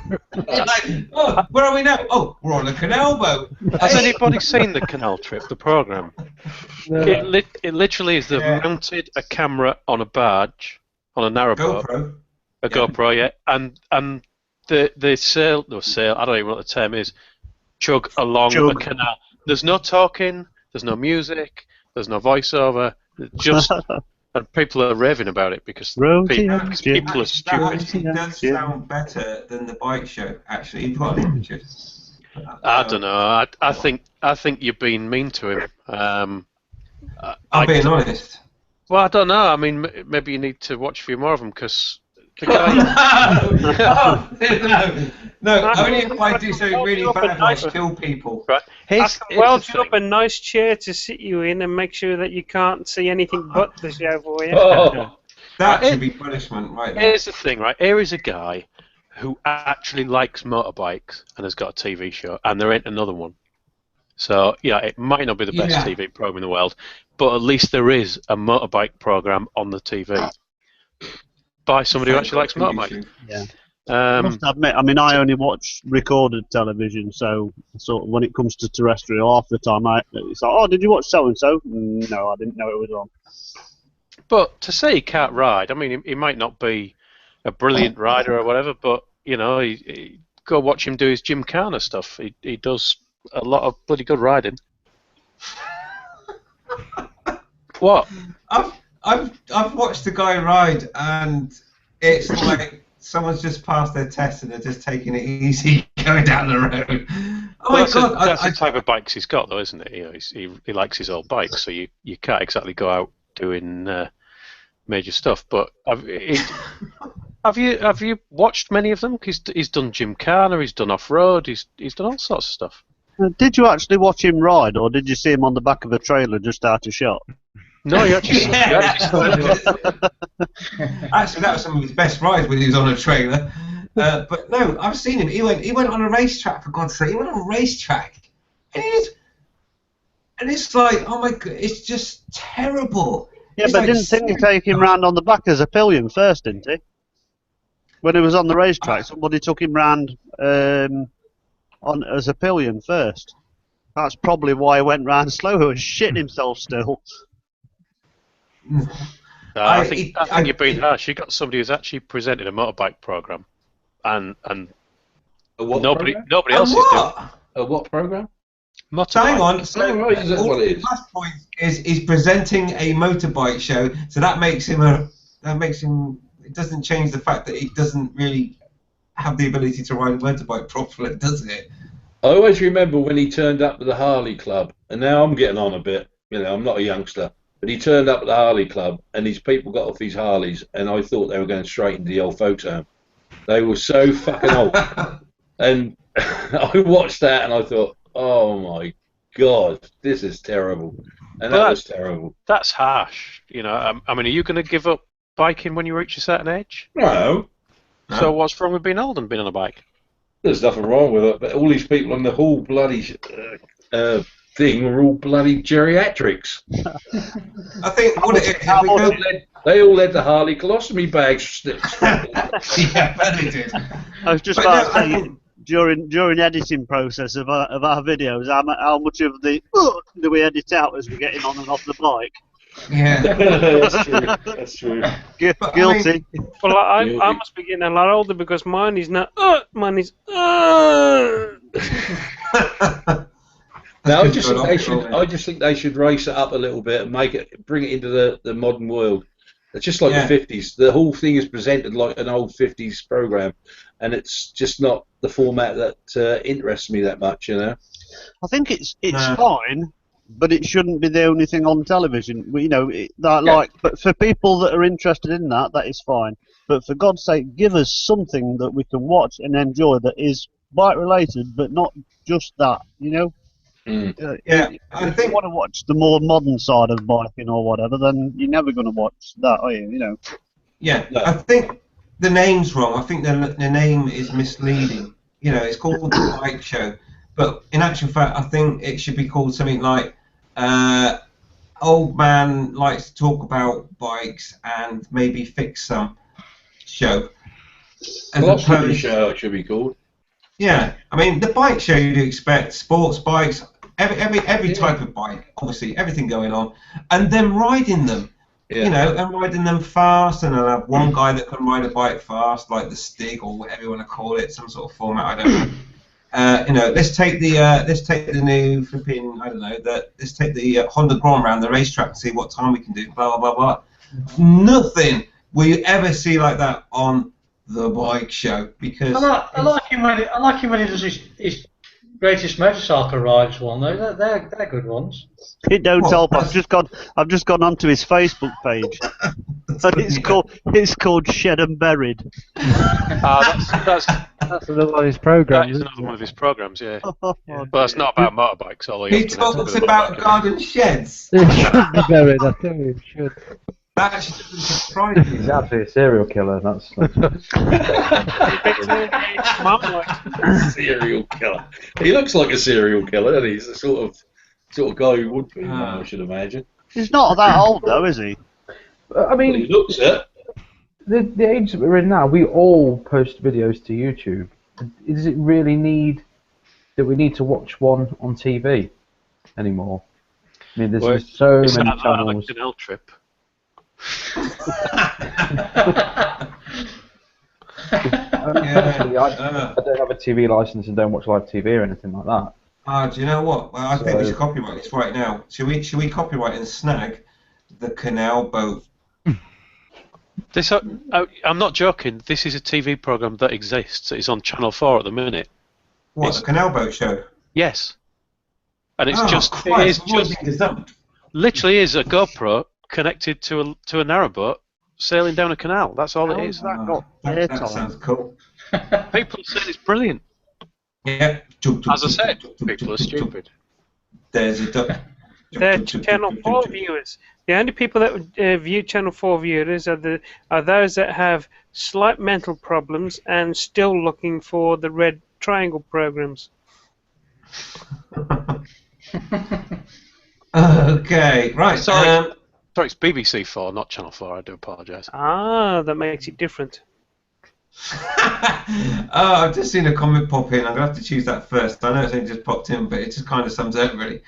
That show is like the last of the summer wine for bikes. That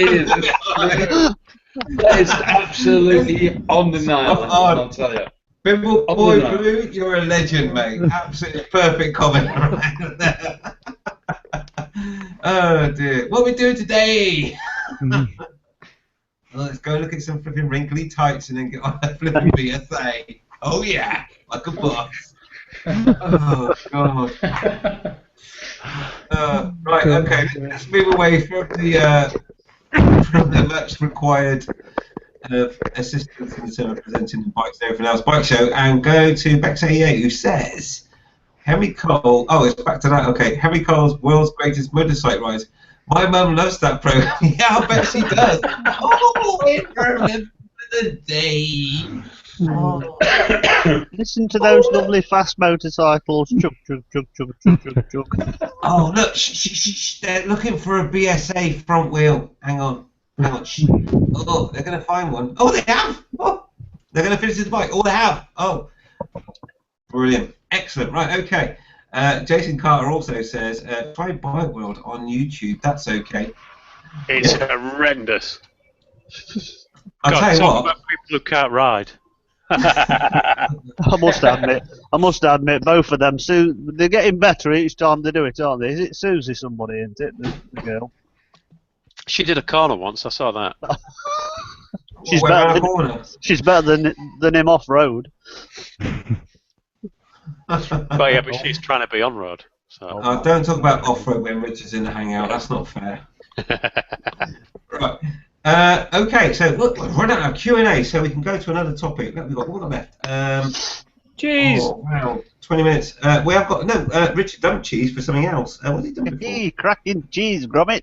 Well, sorry, no, cheese, got it. But I think what we'll go from there is, let's go to Richard's alternative topic, which was, do you think, well, I'll let you, I like people to articulate their own question or topic. Sorry, I've come back to somebody else. I'm just watching episode 6 of the Motorbike Show on YouTube. They've uploaded it. Oh, right, okay, have fun with that. You getting a stiffy on watching that, mate, Richard? I'm watching All Aboard on BBC 4.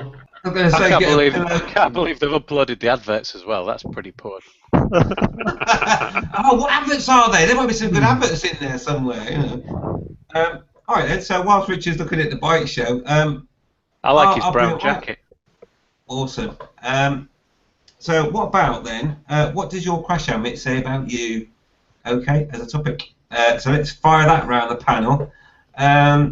You know, obviously you can talk about your own crash helmet, but also there is the crash helmets that you see on YouTube a lot, you know, other vloggers that wear quite all that sort of stuff. Where's Chaz when you need him? He hates them. For me, my Yeah, well, helmet he's is made an some umbrella himself. fashion. Yeah, but he absolutely hates Icon variant. Mm-hmm. Yeah, so anyway, let's go then.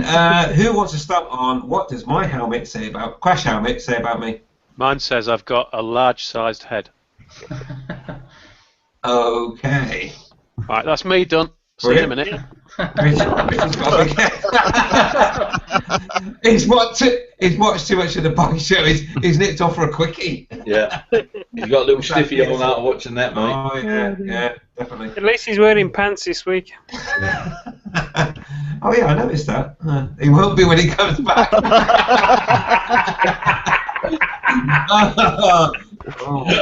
Dear. I might have just mentally scarred myself. Anyway, right, let's go through the panel then. Crash helmets. Now, I'll tell you what, I'm going to pick on people because no one's coming forward. So I'm going to go to ladies first, and that's, yeah, you can try and get out of the shot. Catherine. Yeah. Crash helmet. Yeah, well, I've got several helmets. Souvenirs. You might want you to say bloody crash helmet. Snugly room, Ash, a snugly room. Yeah, most of this. obviously, depends what you're riding, doesn't it? That's not making it any better, is it, really? Oh, go to somebody else. So, oh, no, I'm enjoying in comfortable Oh, moment. there you are, yeah. Put it like this: when you're wearing your pilot's helmet, do you feel like a pilot? No. I've got a pilot's helmet. Oh, my favourite helmet is a roof boxer convertible. Open face, and then you can flip the chin bar down. So, what does that say? I don't know. She's a little old lady. Oh, it's all in the timing, and that time was spot on. I watched that just after the last hangout that we had, and my face was splitting from side to side. I just love that video.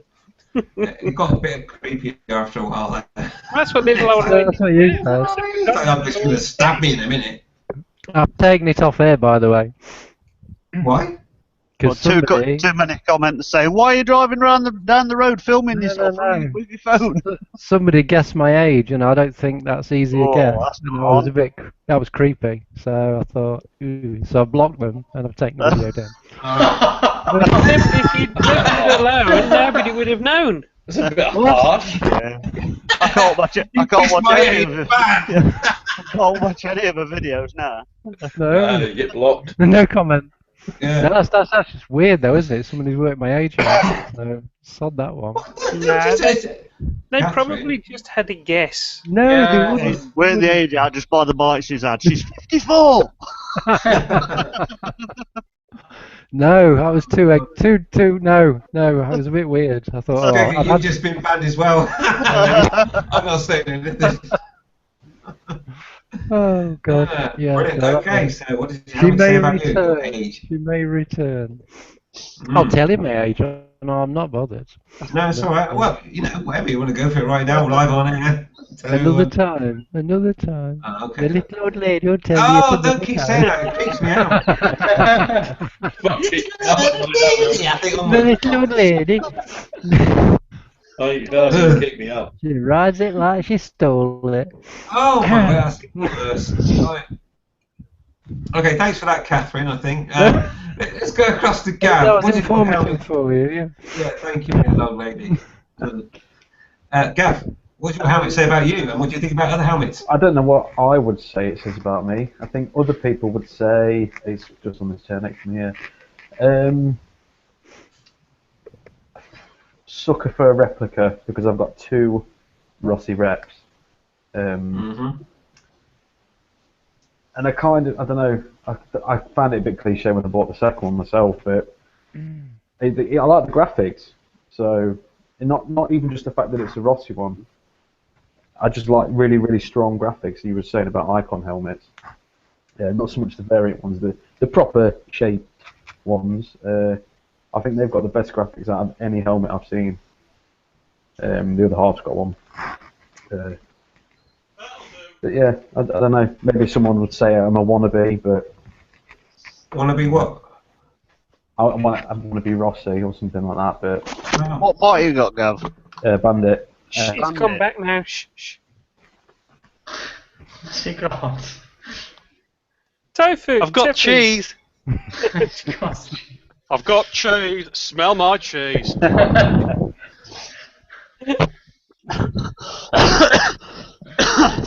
Okay. So, what's the brand of helmet that you have, Gav? Oh, it's AGV. Sorry. Right. Yeah, I thought it would be. What model? I've got a K3 and a Corsa. Ooh, Corsa. That's Yeah. the same crash helmet as I've got. Yeah. It was only purely because it was an absolute bargain. It was Oh, don't piss me off. it was the BMF, but then it became whatever it was this year. And they weren't like shop soiled. I think there was a problem with the graphics. Right. I got it for £100. Oh my God, really? Yeah. Wow. Yeah. I mean, I would flipping. Oh God, I would totally plastic dip the flipping graphics for £100. That's ridiculous. Yeah.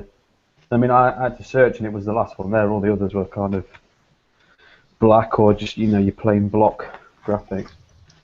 Yeah. Well, you're talking about a £400 crash helmet right there Yeah. for £100. Yeah. Jesus. Good deal, buddy. That just pissed me off. Right. Okay. Cheers, Gav. Right, let's go to Keith. Keith, what do you have to say about you, buddy? Oh, I can't believe we're talking about helmets and what they say about us. Yours is a bell, innit? End. I like that. That was nice on that.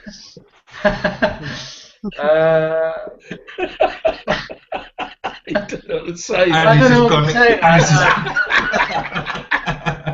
say. Keith wears a bell end, okay? Mine's a Scorpion, Ooh. and it's a small helmet because my head is small. It's got a little bag in it, and you can blow it up and pump it up and make it tighter on your head. Yeah, but the trouble is he's still breathing. Yeah. Keith, I guess. Keith, do you ever get your head stuck between railings or anything like that? No, but my years ago, my brother got his head stuck in a saucepan when he was little. The sort of thing you see on bloody Frank Spencer. Yeah. His mother had to remove it with some bloody butter. Oh, the old are the best. Oh dear. Yeah. I suppose my helmet. It says about me. It's a safe helmet. It's not. It doesn't stand out from the crowd.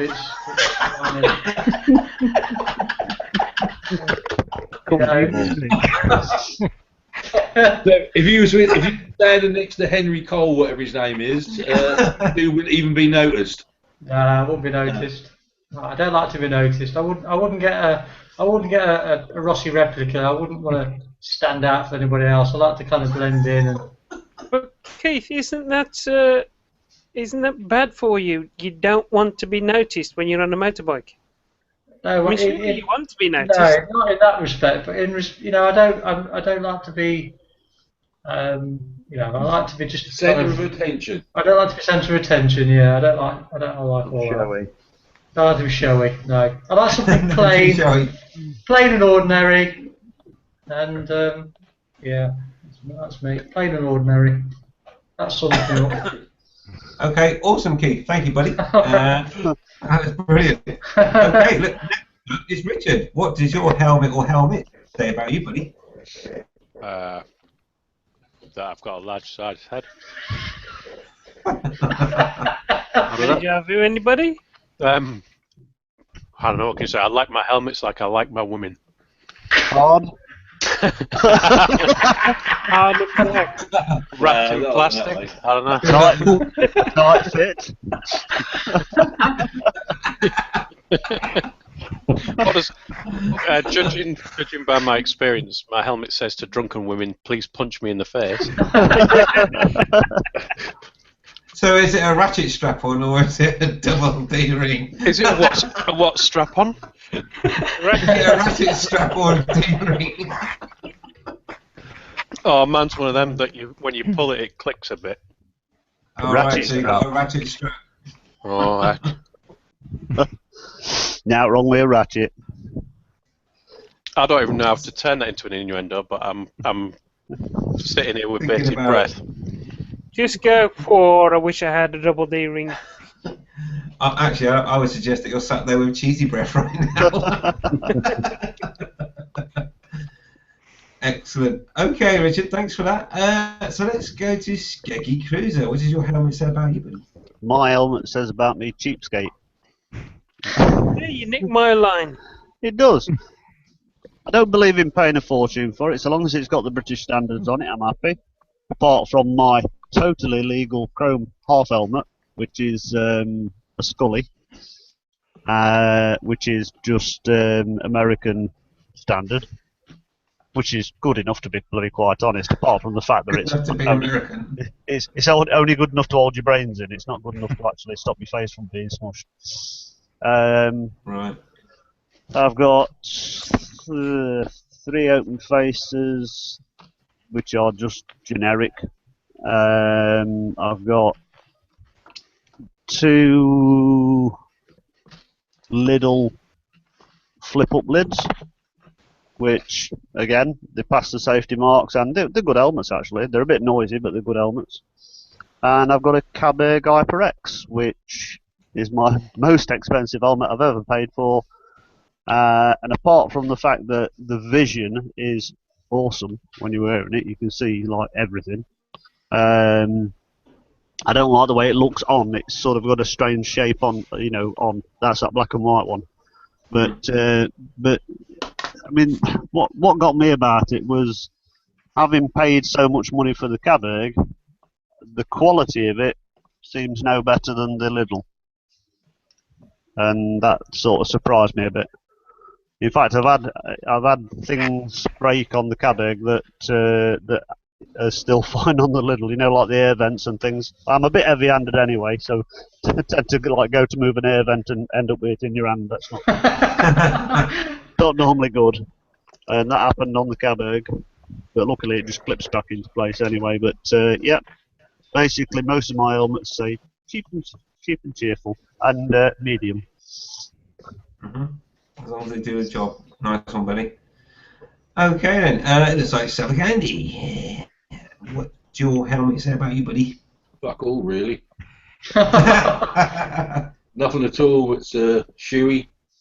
It's now, I think, coming up for about 4 years old, so I'm going to get rid of it in about another couple of 3 months. In the winter, get a new one. The only thing that I find I like the graphics on it. I don't, it wouldn't bother me if that was all black, but that's about as far as I go. But I do like black graphics on it, and it's a good crash helmet because it fits my freaking great bulbous head. Basically, Well, that's it. thing, yeah. And I just think Chewy's one of the best helmets out there.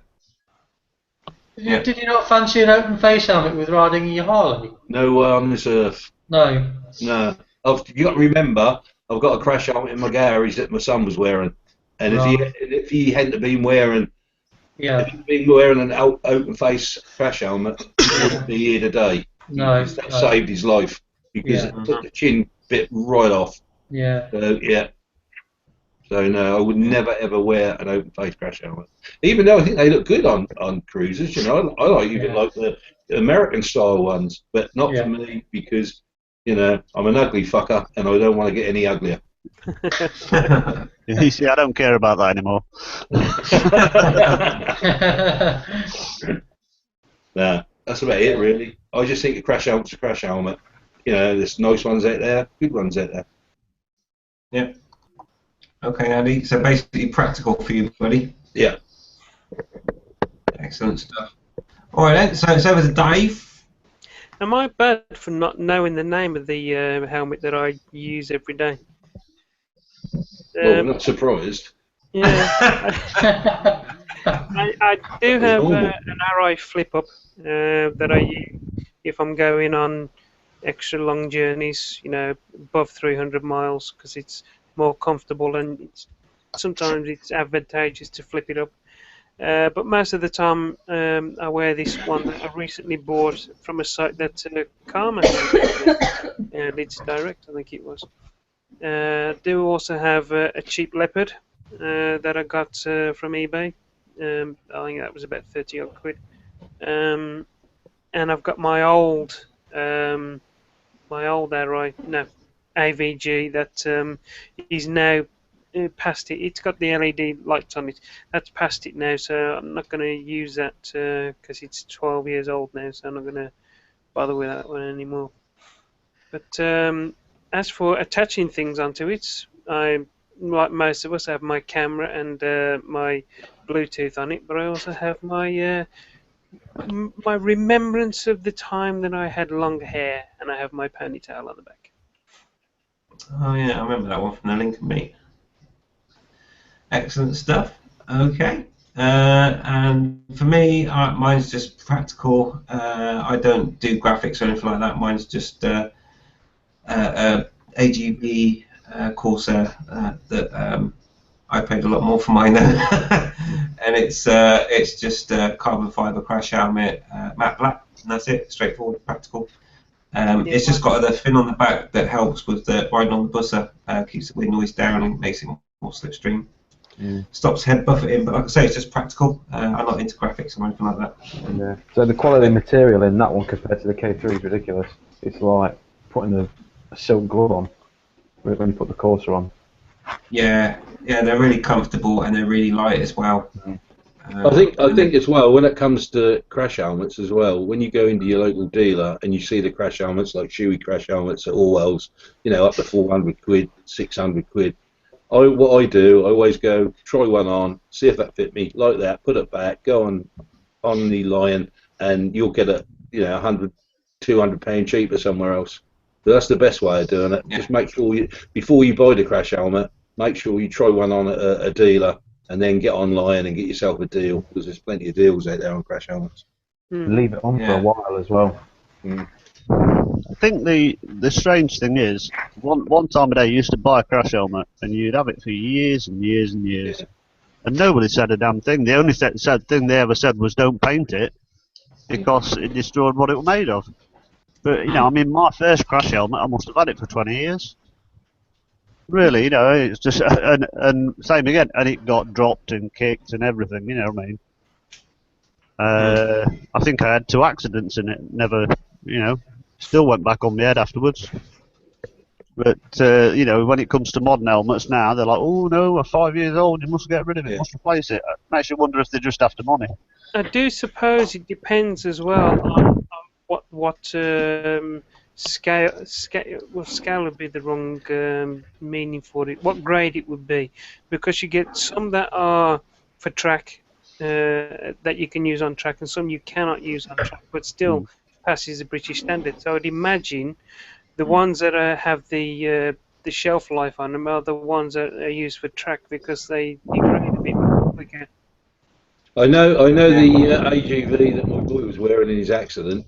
I bought that for myself, and when I got it, that was too small. I couldn't. That was just too tight, and I give it to him, and that was an AGV racetrack helmet, and done its job. I can tell you that. They're good helmets, but they're very small. If you're going to buy one offline, go and fit one on somewhere else first. Because Yeah. if you think that you're an extra large and you get an extra large, it's like just a large and it's too tight. So be careful on that one with AGVs. They can be a bit sort of Yeah. size-wise, a bit dodgy. Yeah, Well- my K3 is a large, but the course is an XL. Yeah. And they Yeah, fit it also exactly the same. depends on the shape of your head as well. Because some makes tend to be better fitting on oval heads, and other makes are better on rounder heads. What about belly? Bell are for a round head. Are they? The different crash helmets fit different shape heads, and sometimes you just can't wear a certain manufacturer's helmet because your head's not the right shape for that helmet. I can't wear bell helmets. Bell helmets, they seem to they fit perfect front to back, but they seem to have this sideways bloody movement going on. Yeah, that's what I'm on about. It's because it's a round. It's like a That's goldfish bowl, as opposed to everyone's head's different shape. So some people are restricted to the brands they can choose because of their head shape. Yeah, I've noticed some of those that I've had in the past. Some of them, my nose has been pressing up against the front piece, but other ones, you got loads of room in front. Sometimes that's your chin as well, and on the chin guard, you know. Yeah, you're pressed right up. Another one, you got plenty of room. Mm-hmm. So it's always a good idea to go to the shop first, try a few on, see which make fits your head better. Yeah. And one other thing I would just like to add, just the last point, as we kind of went a little bit, but still talking about crash helmets. I believe, and correct me if I'm wrong, but ratchet straps, you're not allowed to use those, are you, on a racetrack? No. Yeah, that's what I thought. Yeah, I just wondered if they changed it or not. But obviously the ones that I wear, they've got the double D ring. Yeah. I don't get on with the double D ring. I prefer a ratchet strap. No, I've had no problem with double D, really. I like them better. Us older ones had no choice when we started having double D rings. I'm sure we can put double D rings on with our gloves on. Yeah. Well, that's one thing. Is it probably a little bit too late to start this, or maybe for another one. But I don't understand why they suddenly brought in ratchet straps, because they're not as strong, are they? They reach all the standards. Yeah, you can use them on a racetrack. Yeah, I've got mine here. As long as it's got the gold sticker on, you can use it on a racetrack. Yeah. Mine's got the strap on, look, and there's the. Yeah. All right, because I've been to some tracks and they say no ratchet straps, and I just noticed that sign. Not that I've ever had one, but I've got a ratchet. It's brilliant. I just find them easier to fasten a ratchet. I just can't seem to figure out a double D. Yeah, I get the fact that they're obviously easier to attach, but obviously the double D are a better. Yeah, I'd rather a double D. Friction based rather than relying on a spring. I mean, you've got to think about the type of accident you're having. If you've got to be going some for it to try and pull your helmet off. Yeah. You know, when it's ratchet strapped onto your head. Well, you've got to... a double D's no guarantee that your helmet's going to stay on. Look at Simoncelli. Yeah, came on. Yeah. What I mean, I can't you'd not get understand. much better helmets than they wear, and it came off, didn't it? What I can't understand is all these foreign videos you see, like Spain, Portugal, and India, and all these, where they have got an helmet on, and as soon as the second they come off the bike, their helmet rolls down the road because they didn't have it fastened. Yeah, I know. What the hell is the point in having an helmet on if you're not going to fasten it? Education, mate. Education. Do you think it's one of them things where they've gone, oh well, it's the law, so I better wear it, but I'm not fastening it. Yeah, It's like... Darwin will win throughout. Those people that can actually pull it on properly, they just kind of have it rested there. Oh, don't even start me on that one. I want to do a vlog on that. The people that put them on top of their heads. Yeah. Yeah. How much of a dicker can you possibly look? Anyway, I don't think, even if I put a crash helmet on my foot, I wouldn't look as stupid as having a crash helmet on top of my fucking head. There was a guy the other day, he got one of them sat on top of his head like that, just squashed on. And he's walking round, and of course he's got a full race suit on and the hump on. So he's walking like a bloody monkey, you know, with a big hump sticking out and his knees all bent, or even though when he stood up straight, they still look like he bent, don't they, you know? Yeah. And he just looks a total arsehole. I'm just thinking to myself, what do you look like, you know? It's like, if someone pays you 50 quid to put that crash helmet just on the top of your head like that, because you look a complete I'd be twat. frightened to death of it falling off. I just don't get that thing. But I'll have to do a vlog about that. Maybe everyone could do a vlog about that because it just fucking makes me laugh. It's like, oh, spot the twat. Oh, there's one. Oh, I have God. worn a helmet on top of my head like that once, but it was to use a public toilet and there was nowhere to put it. So you got to put it somewhere anyhow, and I won't. You know what it's like in a gent's toilet. I'm not putting it on the floor because that ain't a rain puddle. It's all foggy. Oh, look, my flipping chin guard's all wet. Nice. Right, anyway. Don't matter if it's double D or ratchet. I'm not putting that back on. No. This is where Andy's brand new Harley Davidson, what do they call them now? Colostomy bags. Yes. Yeah, don't need to take your crash helmet off. I thought he was going to say batteries. No. Right. Well, I'm going to go back to the Q&A, but it is time to end Hangout now because it is now just gone 11. So any topics we didn't discuss today, we will discuss next week. We'll carry on forward. I think which would be your one, Richard. I think on the servicing thing, which is quite interesting. I'm passionate about. Anyway, and I'm sure Keith is quite passionate about it now. But let's go to the Q&A and see what's going on there, and then we'll get everyone to say goodbye. So, Bex88 says, my double D ring on my pretty old cheapy KBC helmet is still fine. The ratchet straps look much easier, but I know people have broke the little red clip on them after a year. Oh, what does the little red clip do? Ratchet. Ratchet D. Yeah. What, keeps it on? I've never known them break. No, Well, that's a bit of a problem, isn't it? Yeah, I've never known them break. Crash helmet's great, but the straps doesn't work. What have they done to them? I wonder though, because they're quite flexible and you know. must have misused them to break them. Yeah. I mean, you're not supposed to try and get rid of your hemorrhoids with them. Certainly. Or cut slabs of cheese with them. Maybe take the crash helmet on and off lots of times, weaken the strap, which is. Maybe the whole the helmet with it has done it. Because you know some of these people they hold it, lift their helmet off, and then just hold it like that, don't they? Yeah, well, they just put it on top of their head and look like a complete dick. There's all these viewers out there going, "No, I'm not doing that again." Well, I never noticed that. I'm saving them the embarrassment. I'm saying, in which case, job done. Yeah, awesome, like a boss. Right, Bexay says I'm an XS, which I think means extra small. Most helmets I found out. Ha ha ha. I'm not surprised, to be honest, Bex, that you're an extra small. She is tiny. That's 2 sizes bigger than you used to be. Yeah, I think mine's a SSSX. Right. But to be fair, when you get an XS helmet, it's for a bath. Absolutely, yeah. And then I can only half fill it, otherwise I might drown. Right, anyway, so Jason Carter says, I have 2 Rossi lids, both GP Tech, which is what my old crash helmet was, by the way, and only paid about £250 each for them. You can get bugs if you look for them. Yes, you can. And I'm still a little bit miserable over the fact that Gaz got one for bloody 100 quid. That's ridiculous. There's been times I've not paid 250 quid for a bike, never mind an helmet. Yeah, exactly. But anyway, mine only cost me £100 a year, so it's all right. So I'll have to get another one. Right, awesome. Right, that's all the Q&A closed down. So I'm just going to say thanks to the viewers today for viewing in and obviously for your questions. That's been awesome. And now it only needs me to go through the panel and get them to say goodbye before we go off air. Thanks for watching. Let's go through the panel. Let's start with ladies, and that's Catherine. Right. Good night, people. Pray for good weather, especially when I'm in Scotland in a couple of weeks' time. Not a cat in hell's chance. Excellent. Cheers, Catherine. Gav. Night, everybody. Thanks for tonight. I've had an absolutely shite week. I feel much better now. So, until tonight. So, Gav. You've had a shite week, and what? Yeah, work has been really shit this week. Right.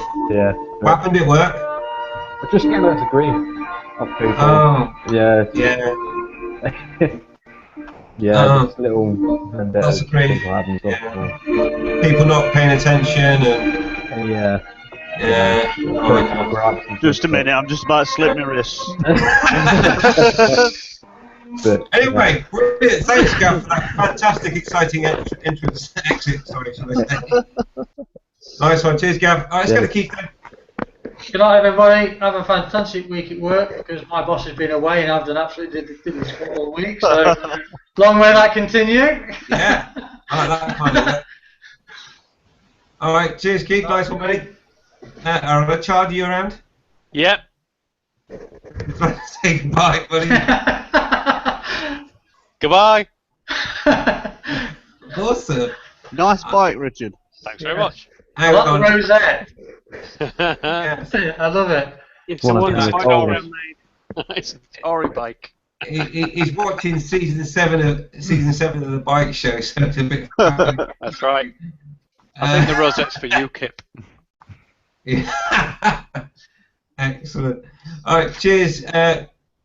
Cheers, car bikers. Let's go to Skiggy. Thanks, people, for watching, and catch you next week. Bye. Awesome. Cheers, Skiggy. Savagay. No, no, everybody. It's been a blast. I've had a good laugh. Any words of wisdom? Oh yeah. Well, it's not words of wisdom actually. It's going back to your problem, Andy, with the hemorrhoid thing. Now look. This is an old Suffolk remedy for scratchy arse. Just come down to Suffolk when you get the chance, and I'll take you to a nice sheep dip, and you'll be able to dip your arse in it, and you'll be fine. That'll get rid of it. If that doesn't, the only other thing to stop you getting those nasty stained-looking nails is use a Brillo pad. Right. Okay. Cheers, Andy. I have to say though, I've heard some different stories about you and your sheep dips, and everyone goes there with a fine arse, but when they come out, they've got a sore arse. That No, is I'm not quite true. sure what's going on. There's nothing like a ram. Oh, yeah. There we go. Cheers, Andy, buddy. Let's go across then to Dave. Evening, everybody. Next week, I'll mostly be eating prunes. Lovely. That was quite nice. Cheers, Dave. And that then just leaves for me to say, goodbye. Thanks for tuning in. Thanks to all the panel. You've been awesome as usual, and I really appreciate your support on these hangouts. Anyway, so don't forget, tune in next week. There'll be more of this stuff. And on Safety Sunday, we still haven't chosen a topic yet. So if you've got something in mind that you want to talk about for Safety Sunday, let us know. Well, you've got your hemorrhoids. Yeah, we could approach that one, riding on a donut, all sorts of things. Yeah. You never know. But anyway, let's leave it there. Thanks for tuning in, and don't forget to ride safe, ride invisible. Invisible. Oh, Well, there's excellent.